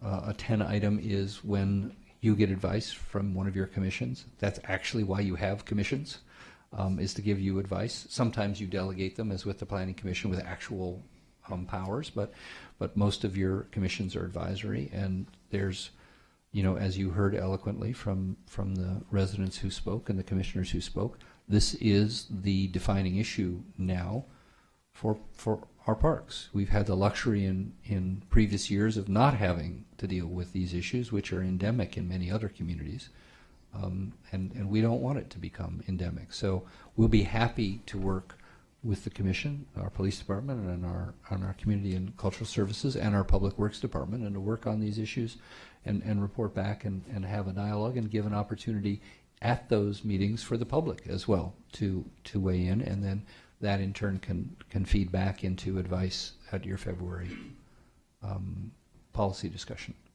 And I'd just like to add additional thought I had was that we can, and along with encouraging the Commission to continue to engage with staff on these issues and make recommendations to us, Mr. Smith noted that they had some additional ideas. He certainly can send those to us by email. One thing that's clear to me that we hear a lot of concerns from people involved with the youth sports groups, and maybe there's a role for the Commission to educate people from FSAC and other groups about appropriate responses to different levels of concern. It seems to me if a parent at a Little League game sees someone sleeping in the park and they call the police, that as taking police resources away from concerns about someone engaging in prostitution in the public restrooms. So maybe there's a way to let the youth sports community know that these are the things that are worth calling the police about because they can take action on them, but maybe don't call the police about these things who are actually not crimes and you're diverting resources away from crime fighting. So I think that more that the Commission puts its heads together and thinks about some of those challenges and communicates them to the public, we might help us better allocate our resources in an effective ways to address public safety concerns. So I think unless someone has something else to say, the basic summary is here, we are directing staff to come back. Oh, Mr. Cole's back in the queue. Well, I just did want to, the comment I was going to make at the outset, and that I thought really wasn't germane to where the council was going to be reacting, is part of the public testimony here from a person I greatly respect mentioned that a child was slashed in Tongva Park. And that kind of illustrates, again, the challenge I was addressing at the outset of this discussion, which is not wanting to deny the reality of crime and yet not wanting to spread the perception that causes people to feel that they can't go to parks in our city. That incident, which was real, and a young man was badly hurt. So I don't want to minimize the gravity of the incident, but that child was a 20-year-old college student. It was at 3 o'clock in the morning, and it didn't happen in Tongva Park. He and a group of his friends at 3 in the morning were on the sidewalk adjacent to Tongva Park because, of course, no one has any business in Tongva Park at 3 in the morning, and he was He was not violating the law. He was perfectly within his rights to be on the sidewalk adjacent to Tongva Park. Had an altercation with a homeless person and was severely hurt in that altercation. I don't want to minimize the seriousness of that problem, but that is not something that should cause someone at 4 p.m. to avoid the tot lot in Tongva Park. There may be other concerns that people will have at 4 p.m, but this is a very different situation than it's been described in the media, and I assume that the concern comes from those media reports. I read the police reports, and I take them very seriously, and that person was apprehended and arrested and will face justice. But that's sometimes I think we have to be more careful at how we describe the reality of the situation, not so we try to minimize it, but also so we don't inadvertently exaggerate it, and so we address real issues head on. And again, this person was apprehended. They will face justice, and my heart goes out to the victim and his family for what was a very serious crime. But it was not a child slashed in Tongva Park. It was a young man who got into an altercation with a person adjacent to Tongva Park at 3 a.m. All right, thank you for that clarification. So I was trying to summarize, and I'll turn it over to Councilmember McEwen, is that we're giving staff direction to take these concerns and recommendations that we've heard from the Commission and the public and try to come back as early as possible time for a study session on how we can enhance public safety in the parks. Also suggesting that the Commission dive into these issues more deeply with staff and make additional recommendations to us, particularly at our budget hearing. And was I missing something? I think that's about it. But I just want to emphasize, we hear the public about these concerns, and we take them very, very seriously. And these are challenging times for a variety of reasons that are beyond our control, but we are doing everything. As noted, we've hired more officers. The city staff, and then particularly the manager's office, is putting a deep focus on the issues of public safety, and we will continue to do the best we can. So don't think your voices are unheard. Councilmember McEwen. With the direction to staff, the encouragement of the Commission, and the assurance to the public that we're taking this seriously, it'll come back to us. I move that we receive and file the letter from the Commission. Second. All right. All those in favor, voice vote, say aye. Aye. Any opposed? Any abstentions? All right. Hopefully we'll make progress on these fronts in very short order. And thank you for everybody who came out to speak. And we look forward to working with the Commission and the public on addressing these concerns between now and our study session.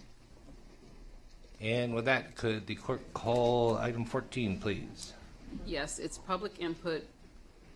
You don't have any speakers on it, but it's public input, so public comment is permitted only on items not on the agenda that is within the subject matter jurisdiction of the city. State law prohibits the City Council from taking any action on items not listed on the agenda, including issues raised under this agenda item, and you have no request to speak. I don't remember the last time. Is it a time. blue moon?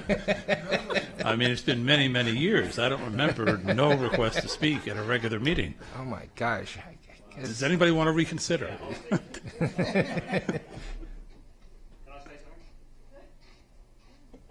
I opened the door, didn't I? Yeah, you did. You did, sure. You asked. You'll Well, I have to- actually came here a bit do late. you have a chit in your hand there? Is that Yeah, I that did. piece of I actually was paper going to do it is- for number 10. Perfect.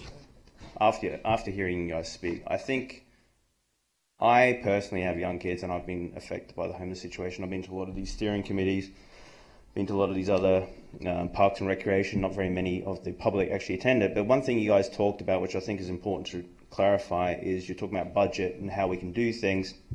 And there's two things I think it's worth mentioning. You already have block by block. Block by block could be expanded to cover the parks.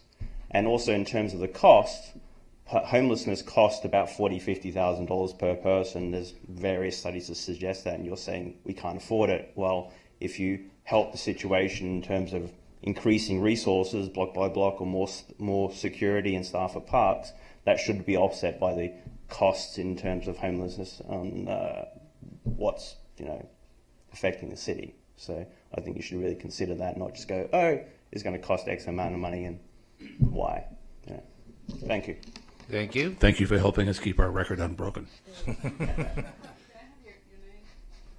Yeah, she needs your chit for the record.